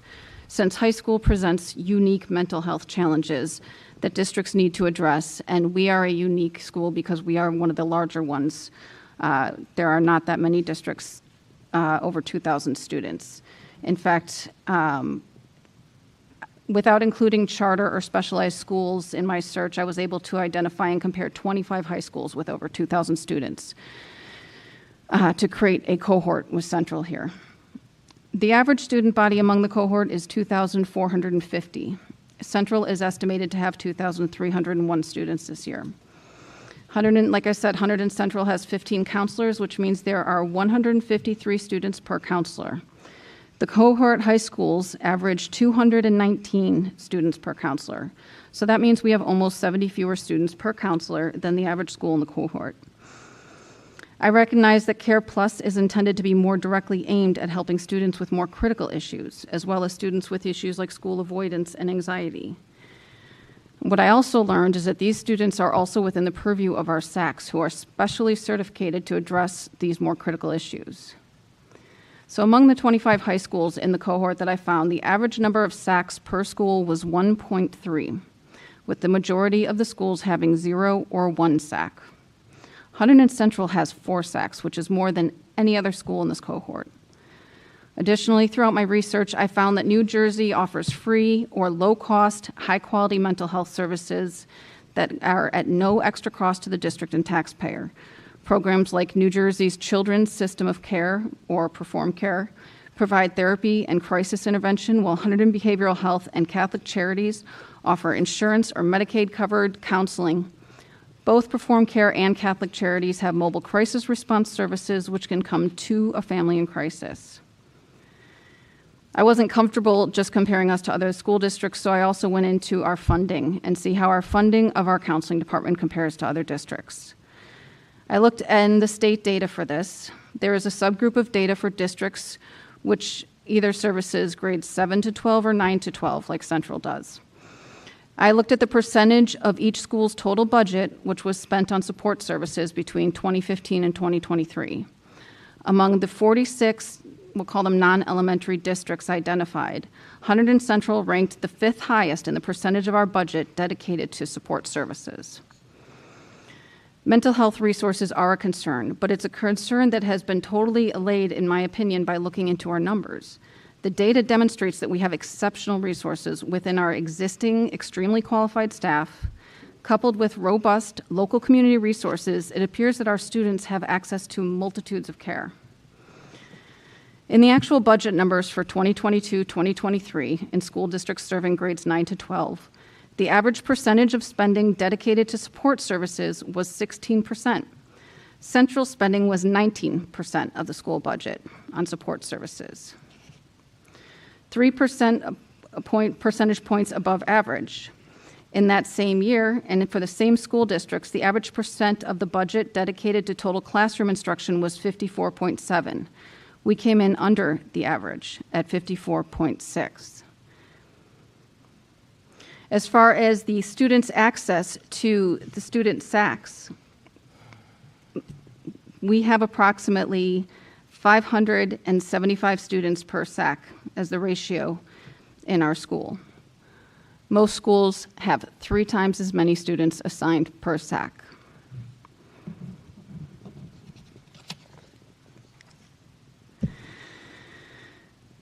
The percent of our budget which has been dedicated to total classroom spending has decreased every single year between 2019 and 2024. During that time, the percent of the budget dedicated to total classroom spending decreased by 1.4%, and the percentage of the budget dedicated to support services increased by 1.17%. Mental health resources were a concern for me, but that concern, like I said, has been allayed by looking into our numbers. The emotional safety and wellness of our students can be and should be well supported by the robust services we have. Now, if you will recall the budget presentation this year, some of you were present for it. Our BA outlined we have a lot of financial strains on the district right now. Many of these strains cannot be controlled. State aid has declined $931,107 between 2020 and 25. During that same time, the Care Plus contract has cost over $1 million. We face declining enrollment, increased tuition and transportation costs, increased health benefit costs, utility costs that have increased 50% over the last 2 years, increased costs during Chapter 40 due to the Chapter 44 law, and increased insurance rates and employment benefit costs. Additionally, we have potentially significant unfunded liabilities, which are extremely difficult to plan for, but which will have to come out of our operating budget, and we cannot put our head in the sand and hope everything is okay. Since 2016, the number of teachers employed at Central decreased by more than 10%, while the number of other positions increased 10%. The very last thing that I want to see happen to this district is what we saw happen down the road earlier this year. I do not want to be faced with having to lay off a single staff member and will not vote to lay off a single teacher because we have committed to a contract for more than $250,000 that we cannot necessarily back up. As we have seen, layoffs are harmful to the students and the community as a whole. Likewise, I don't want to see this district have to massively increase taxes above the cap when our community is already badly struggling with the tax increases. It would be really easy to just say yes today based on emotion and because people are yelling at us. That's the easy thing to do. But our job is to make the hard decisions based on the good of the students and the district both, today and in the future. Like I said, I wish that I had had some more information prior to having to go find this information, but this information tells me that we have the resources here within the school. And we need to also support the education of our students as well as the mental health. So I will not be voting no on this. I mean, I will be voting no on this. All right. Any other comments? I think it's only fair as the chair of this particular committee that I also speak. And after very careful consideration, and this is not going to be an easy decision, as someone who deeply values the importance of mental health for our students, especially given my own personal experiences. I understand how vital these services are. However, several key factors are influencing my decision. Most significantly, we are approaching the conclusion of a litigation process that has lasted over a decade and is expected to have a substantial impact on our budget. Combined with this year's budget presentation, which outlines several ongoing financial pressures, it is clear that we must proceed very cautiously. Additionally, I believe we need more time to fully evaluate critical aspects of this contract. These include the referral process and the potential for outsourcing services, the acquisition of grants, the possibility of generating businesses from our students, the use of interns during sessions. I, too, am also mindful of the current student-to-counselor and student-to-SAC ratio. With under 2,400 students, Central has the best counseling ratios, clearly, as indicated. Given the potential financial constraints and the unanswered questions surrounding this contract, I believe the prudent course of action is to continue working with our current excellent team and evaluate whether this additional support is necessary at the future. And this does not, by any means, indicate that I am not dedicated to the students' emotional wellness.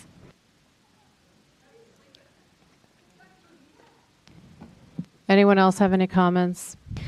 Yes, and sometimes I do wish that we could vote.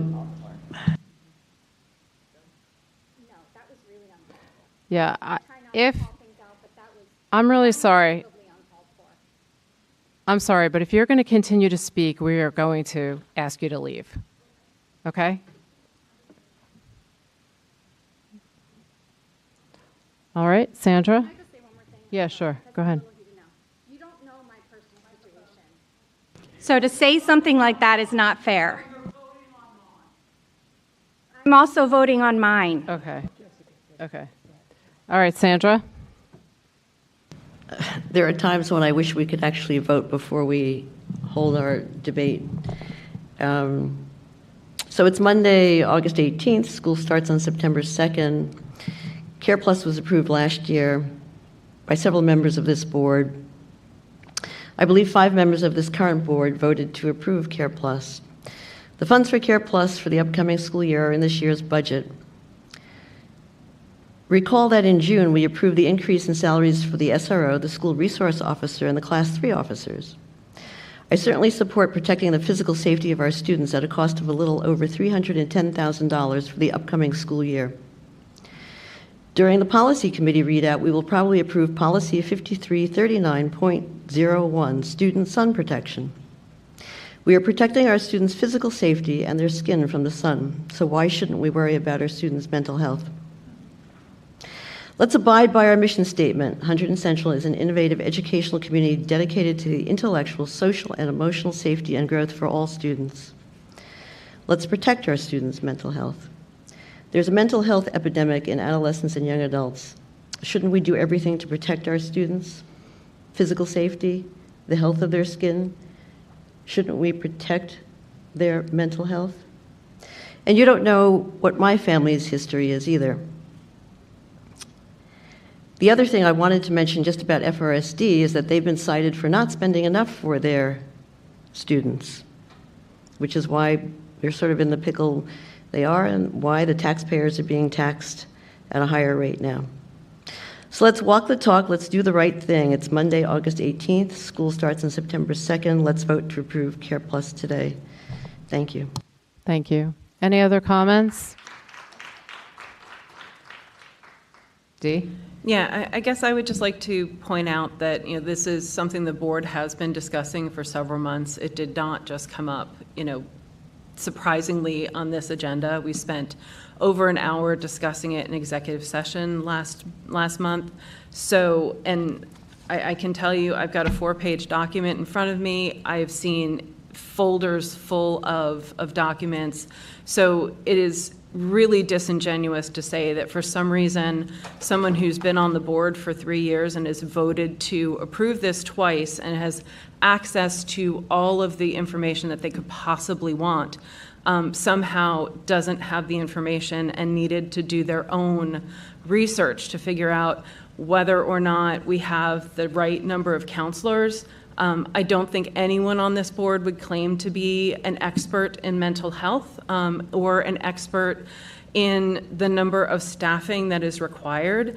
And I think that the fact that Ms. Cangelosi-Hayde has said that this is critical to our students, it's critical to the operations of our district, and it is in our budget. If these are things we want to talk about for next year, for the 2026-2027 year, I can completely understand that.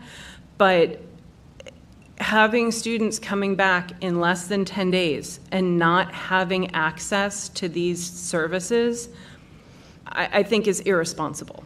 So I will be voting yes. Okay, thank you. Anyone else would like to comment?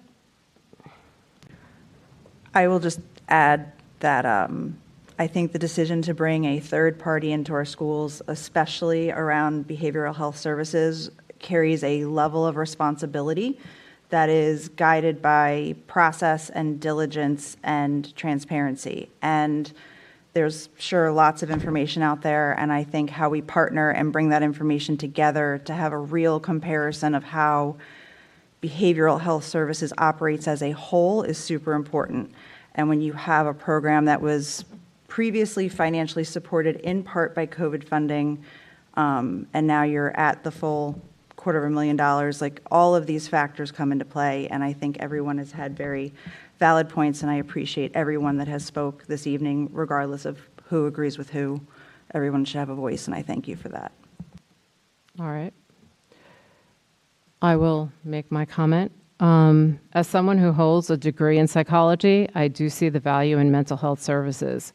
As a board member, we are tasked with setting and following policies and providing financial oversight. Program effectiveness and outcomes are a very big consideration. In addition, the financial ask of over $250,000 is quite large and has increased year over year. To that end, I do not feel like I have an adequate understanding of how these professional services effectively align with the district's needs and how it relates to our internal programs in addition to contractual concerns. Therefore, I will not be supporting the approval of Care Plus either. So with that, I will ask for a roll call, please. Mrs. Kellogg? Yes. And just to clarify, this is a motion on all. What is the motion? Yes, yeah. Did Jessica say that? I thought she said that already. Did you move them? At the original, but it was a while ago. Yes, it's to move all the items. Yes. Thank you. Okay, roll call. Okay. Mrs. Kellogg is a yes. Ms. LaCosta? Yes to items 1 through 10, no to 11, and yes for 12 through 22. Mrs. Peterson? All items except for number 11, which is a no. Mrs. Rothel? Yes to items 1 through 10, no to item 11, and yes to items 12 through 22. Mrs. Duggan? Yes. Ms. Gong? Yes. Mrs. Santangelo? So yes to items 1 through 10, no to item 11, and yes to items 12 to 22. All motions except 11 pass. All right, thank you. So we will move on to the Personnel Committee. The Personnel Committee met on August 12th. In attendance were Heather Spitzer, Marianne Stokes, Jessica Cangelosi-Hayde, Dee Kellogg, and myself. We did not receive any questions for this month's agenda. The public agenda contains the detailed full list of items. In summary, however, the committee discussed the following: retirements, resignations, appointment of various positions, professional development courses, volunteers, internships, and leaves of absences. With that, I would like to move items 1 through 25. Can I get a second? Second. Thank you. Any comments on the action items? All right, seeing none, can I get a roll call, please? Mrs. Kellogg? Yes. Ms. LaCosta? Yes. Mrs. Peterson? Yes. Mrs. Rothel? Yes on all items except number 30 and item number 9. Mrs. Duggan? Yes. Ms. Gong? Yes. Mrs. Santangelo? Yes. All yes, motion's carried. Thank you. All right, next up is the Policy Committee. Becky? All right, we met on Monday, August 11th at 11:30 a.m. to 12:30 p.m. Present were Leslie LaCosta, myself, Lisa Santangelo, Edward Brandt, and Jessica Cangelosi-Hayde. We have 14 items for second read, 4 items to abolish for second read, 9 items for first read, and 4 items to abolish for first read. Questions from non-committee members totaled 5, and they were all answered in the minutes. And at least the ones that I got before the committee. Any questions that I got after the committee will be addressed in next month's committee. We have reviewed 58% of the manuals so far in 2025. For first read to amend adopt, we have P5230, late arrival, early dismissal. This was just updated to include language about late arrivals, as we have both types of programs for students. Policy 553901, student sun protection, is a new policy which is mandated by the state of New Jersey pursuant to a new law, 18A 40-12.39, which requires that we have a policy on student possession and use of sunscreen. Policy 5415 is been updated in accordance with administrative review, and it has some changes to coding in the system for when students withdraw from a course to clarify things for colleges who, I guess, had been inquiring. Policy 5440, honoring student achievement, was also revised in accordance with administrative review to align our honor roll policy with the current practices already outlined in our student handbook. Policy 5514, student use of vehicles on school grounds. This was a prior Strauss-Esme audit update from 2016, which had not been adopted at that time. This has been amended additionally, aside from the update, to align with our current practice and then to include other wheeled forms of transportation. 5516, student use of personal electronic device. So this one is not...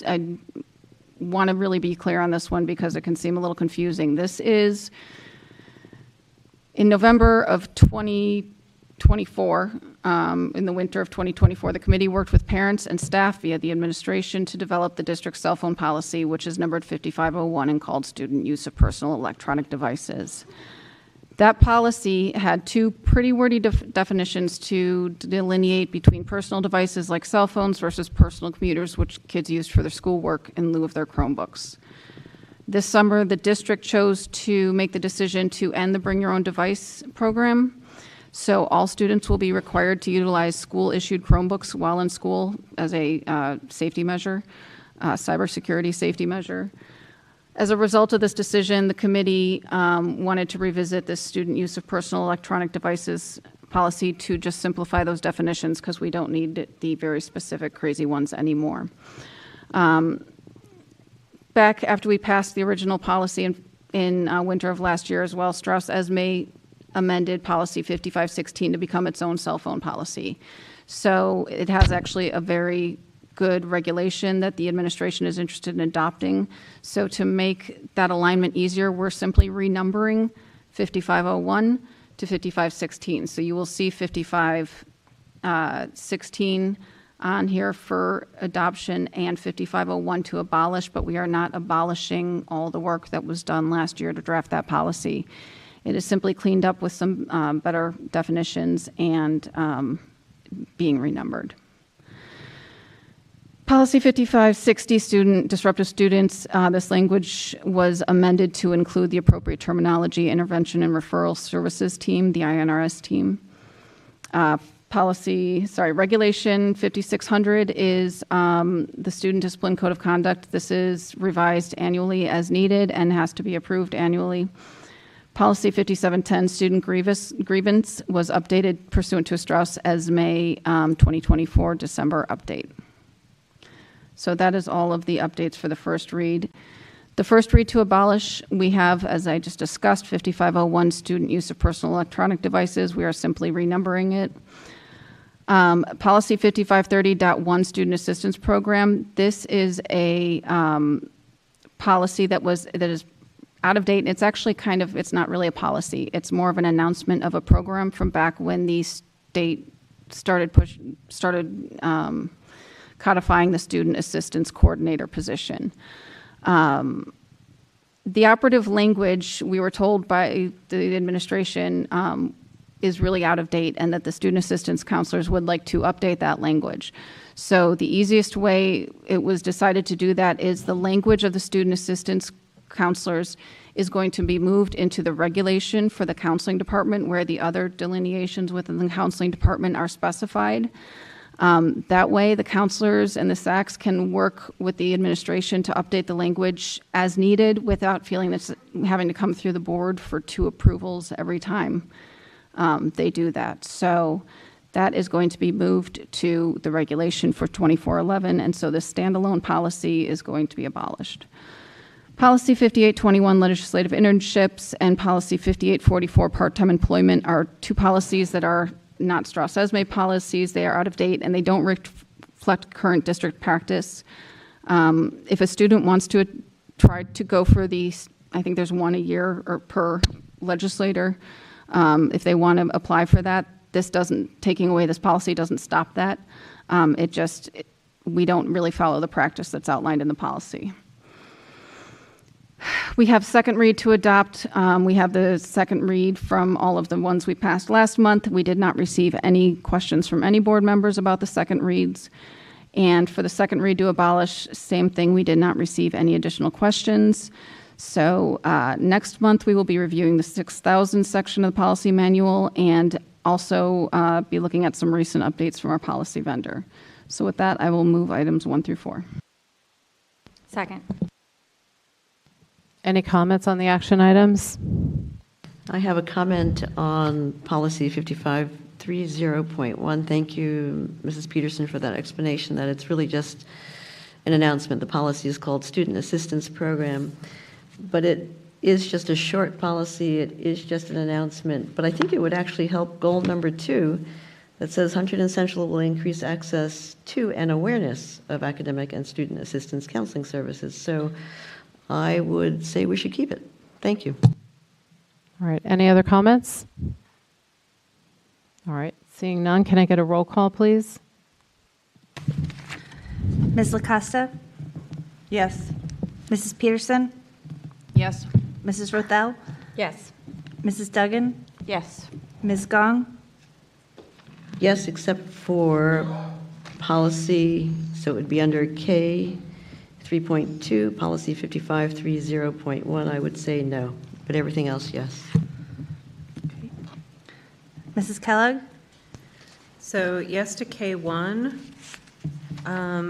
K2, 1 through 13 is a yes. K2, 14 is a no. K3, 2 is a no.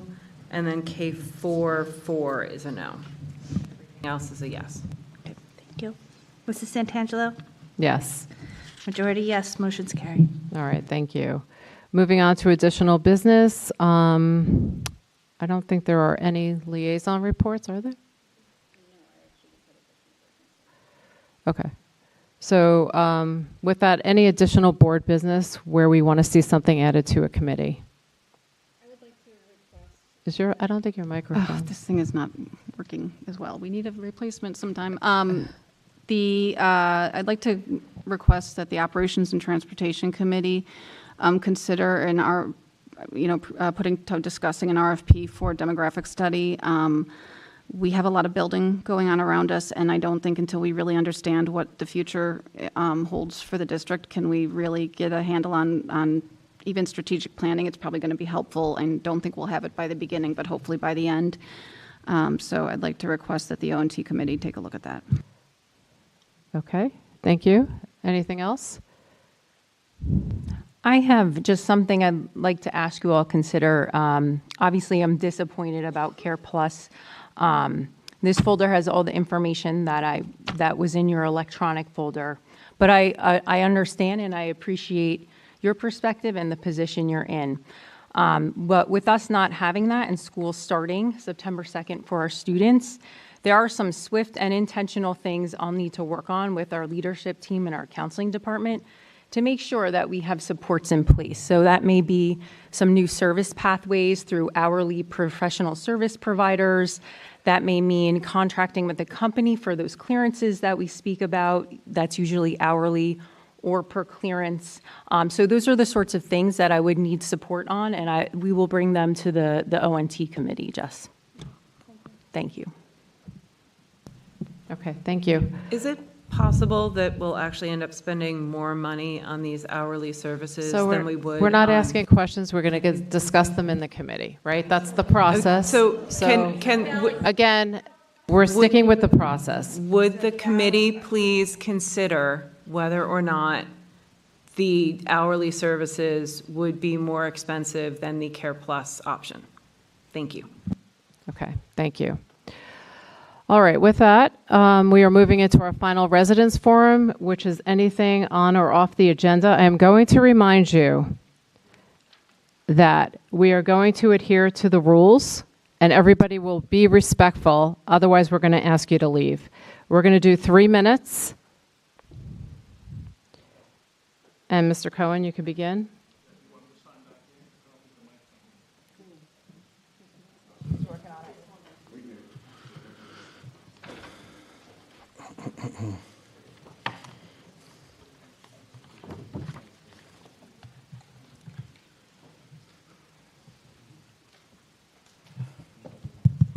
Mike, testing? Excellent. Okay. Well, I just want to congratulate this board. Mazel tov. In the 15 years I've been coming to these board meetings, I have never seen the board not support something the superintendent put forward. We rely on our administrators and the staff at this exceptional and extraordinary school to come forward to the board with all of that understood of the expectations of what these school administrators need to run this school. That is their job. I understand you have a responsibility fiscally and in other manners to address with the school district and the community. I'm a taxpayer. My kids have graduated out of Central.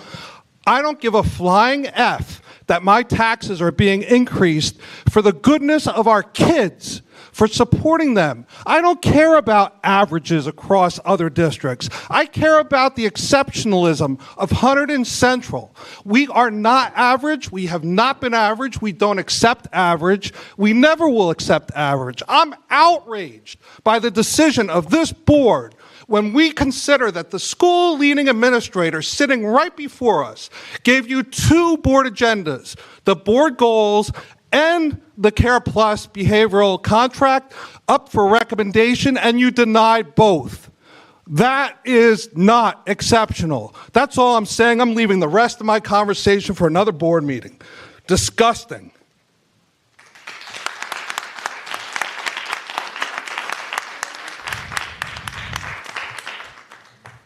Nancy Ramore, as I said before. First, I was very emotional when I got up here earlier. I hear what you're saying about Care Plus. However, school-based youth services offered you free services. There was no charge to your students, to your school for the services.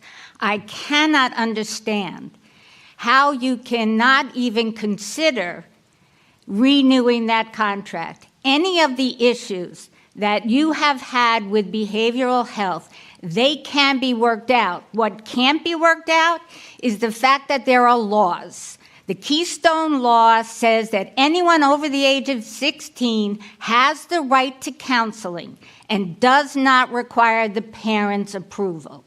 However, after working with the school-based program for over 15 years, I could tell you every effort was made to have those students bring those papers back from their parents.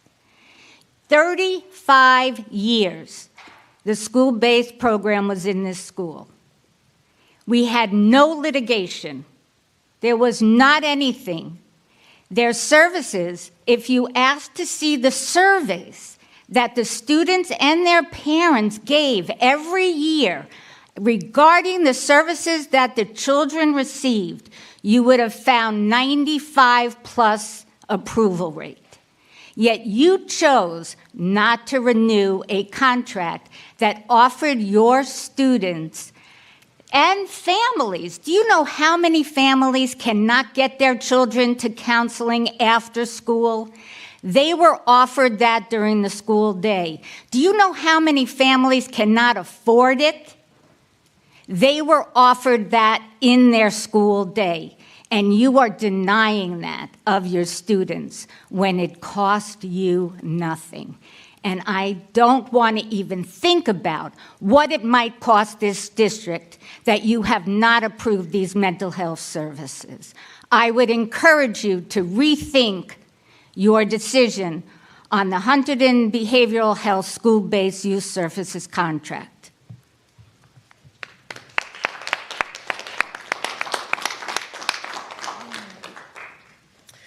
Hello. First, I'd like to apologize. This is my very first board meeting, and I don't know the difference between Care Plus and the school-based counseling.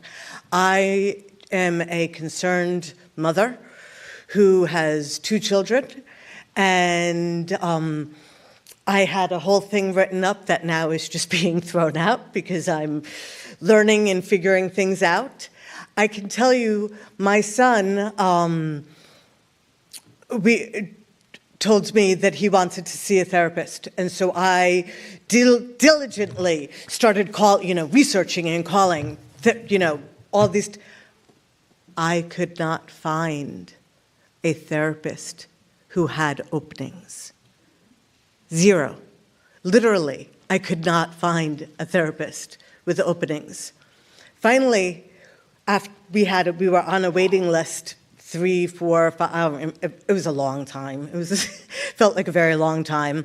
We saw a therapist, and she said, well, I know that you had requested once a week, but I don't have availability for that. I could only do every other week. Oh, and she actually, I'm sorry, because what she started with was after speaking with my son, I sat down and she said, your son has informed us that informed me that he's suicidal and he has a plan, and this is his plan. So I suggest you blah, blah, blah, and take away all the yada, yada. I'm a mom. I'm sitting there like, what? and then she says, and I can't see you every week, so I guess we'll see you in 2 weeks. Excuse me, you just told me that my son has a plan to kill himself. How? What? Excuse me? I called the school because I was freaking out and I don't know what to do because I'm just a mom, I'm not a therapist. And my son has an IEP, and I don't know how it works here with all of your counselors and who gets farmed out to who and how and what and where or any of that. I do know I was told we have the school-based counseling. Sorry. We have the school-based counseling for you, and we will get him out of class right now and speak and take care of it. And we'll talk to him. And he was allowed to be in that space where he felt comfortable. This has nothing to do with it. I don't understand how he was a freshman who started, he wanted to try out volleyball. How do you not allow school-based counseling is there, and I'm really concerned that it's not. I don't know why he wasn't referred to someone else, but. All right. Thank you. Thank you.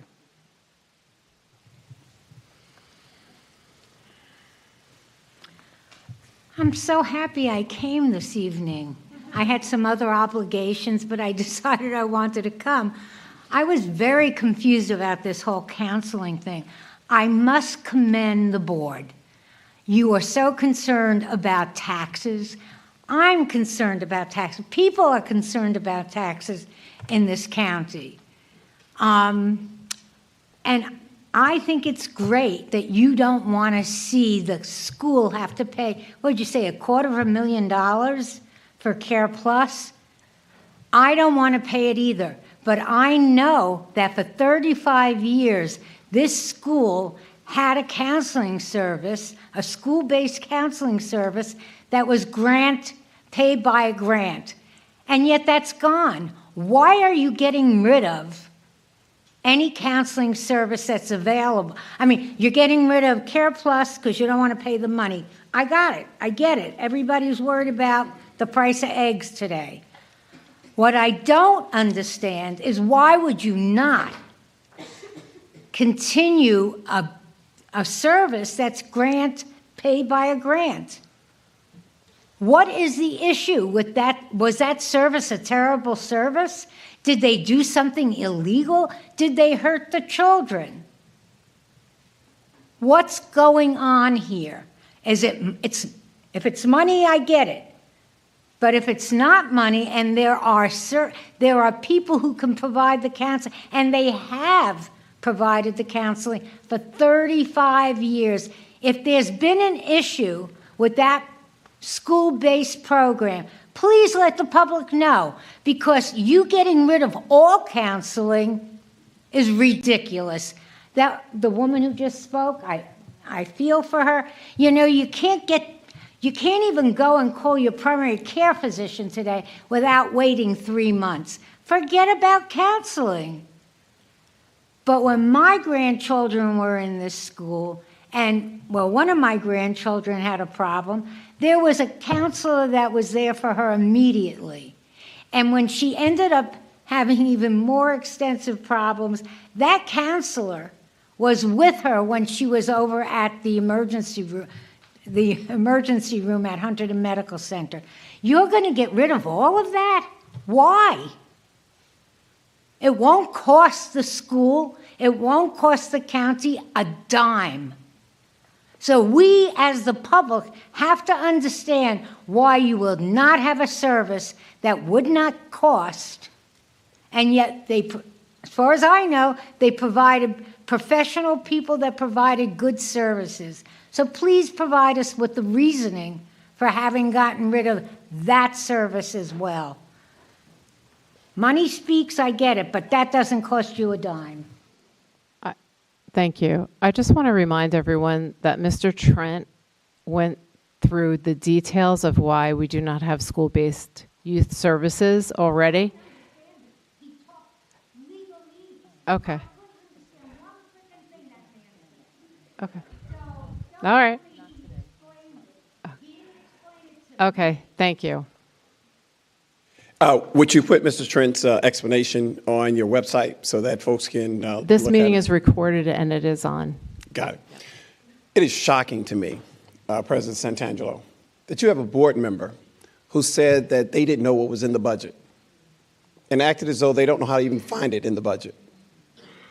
It was simple. We looked at the budget. That's how we know. $278,000, roughly $280,000, which is roughly 0.3% of the actual budget. I understand that support services is 19% of the budget, but this is 0.3%. If you want to look for savings, why this critical service here? When you eliminate this service, you eliminate the student-based counseling, you've eliminated Care Plus, and now you're about to place all of that work on the school system, on the current SAC program. Did you do analysis as to what that's going to do to those counselors? Who are they going to not be able to see because of the extra work that has been piled on them? But I go back to the fact that you have a board member who does not pay attention to their own budget. They voted for it twice. Well, at least that I know of. And just finding out last month that is in the budget, that's reprehensible. How can we trust? I mean, if the individual, your board member is concerned about economic responsibility or financial responsibility, how is it that they don't know what's in the budget? Do they really look at the budget? What else don't they know that's in the budget? It is a dereliction of board duties. And it should be reprehensible to you that they admitted they did not know what was in the budget. That's ridiculous. Thank you.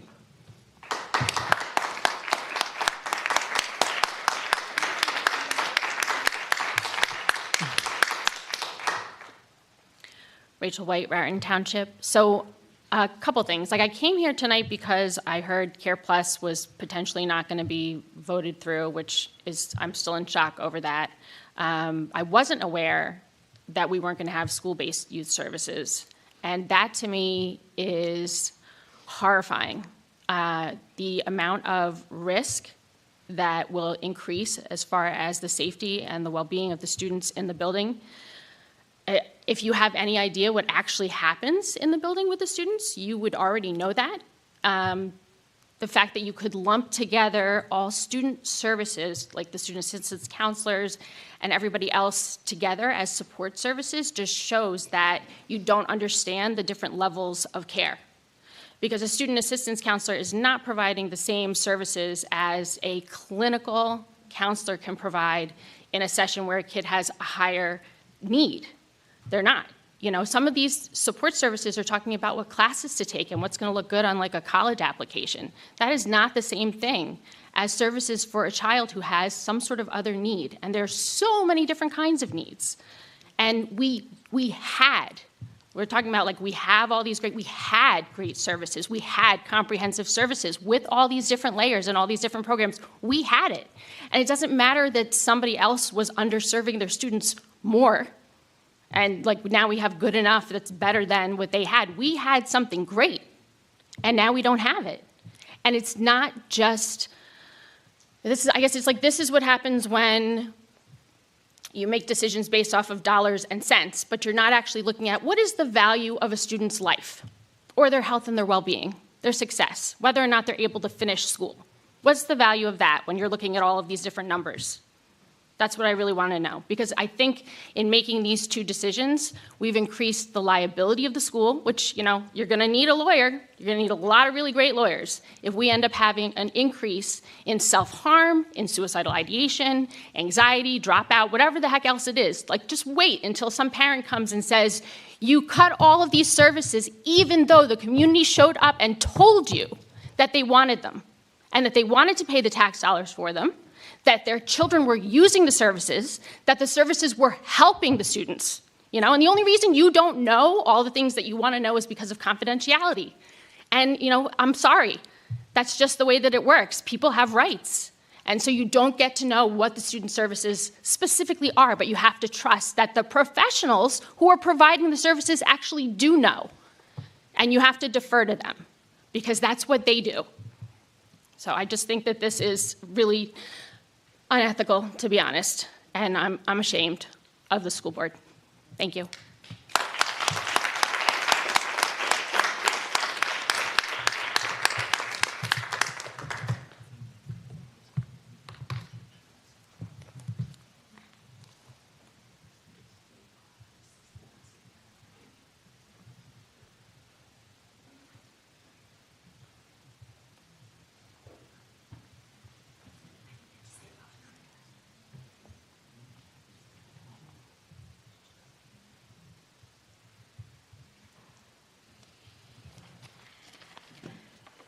Hi, I'm Heather Mazzio. I'm a resident of Flemington and a parent of a rising junior and of a graduate of the class of 24. I hadn't planned on speaking this evening, so I apologize if my comments are a little disjointed. A couple of things I noted while the lawyer was speaking earlier. I forget your name, I'm sorry. One of the issues that if I'm understanding your comments correctly, because I share her sentiments and it was all too fast and I didn't catch it all, that there was an issue with a delay in notification regarding students over 18 years old. Students over 18 years old are adults. Parents have no obligation there. Like, I took my son to the emergency room a month after his 18th birthday, and they wouldn't tell me anything without his expressed consent. I couldn't go back with him in the emergency room until he asked for me to come back. 18-year-olds are legal adults. There is no obligation. So if there's a delay, at least the information's getting through at all. Second, there was a comment about students under 18. The parents are brought in before the services are rendered, I would imagine, unless there's an emergency situation. But I have a student in the Aspire program who gets Care Plus service, and before they even met my child, they brought my husband and I in. So I don't know what the issue there was, but that's not what's happening. Parents are brought in right away. I was on that side, so I didn't see who was commenting. I believe it was Mrs. Peterson about the ratios. Just because other schools are worse, that doesn't mean we have to lower our standards. If your child came home and said, well, I got a C on a test, but everybody else in the class got an F, would you be cool with that? Like, you have standards that you meet because that's your standards. You don't lower yourself to the lowest option out there. Thank you. We're in a period of historically high levels of unrest and conflict in this country. Minority groups of all kinds, whether it be race, religion, gender identity, or sexual orientation, are all being targeted. And this climate is trickling down to schools, with bullying on the rise both in person and anonymously online. Why, in such unprecedented levels of unbridled hate and abuse, would you remove services targeted at providing support for our most vulnerable students? If anything happens to these students because of the removal of service, besides the legal ramifications that you may come across, may it be on your conscience.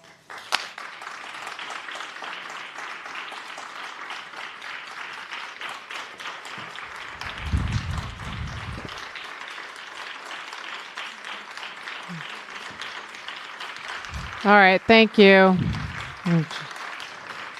We're closing out the final residents forum. Yeah, all right. So I would like to make a motion to convene into executive session. Can I get a second? Second. Action after? No action taken afterwards. Okay, second. All right, and can I get a roll call? Mrs. Peterson? Yes. Mrs. Rothel? Yes. Mrs. Duggan? Yes. Ms. Gong? Yes. Mrs. Kellogg? Yes. Ms. LaCosta? Yes. And Mrs. Santangelo? Yes. All yes. Thank you.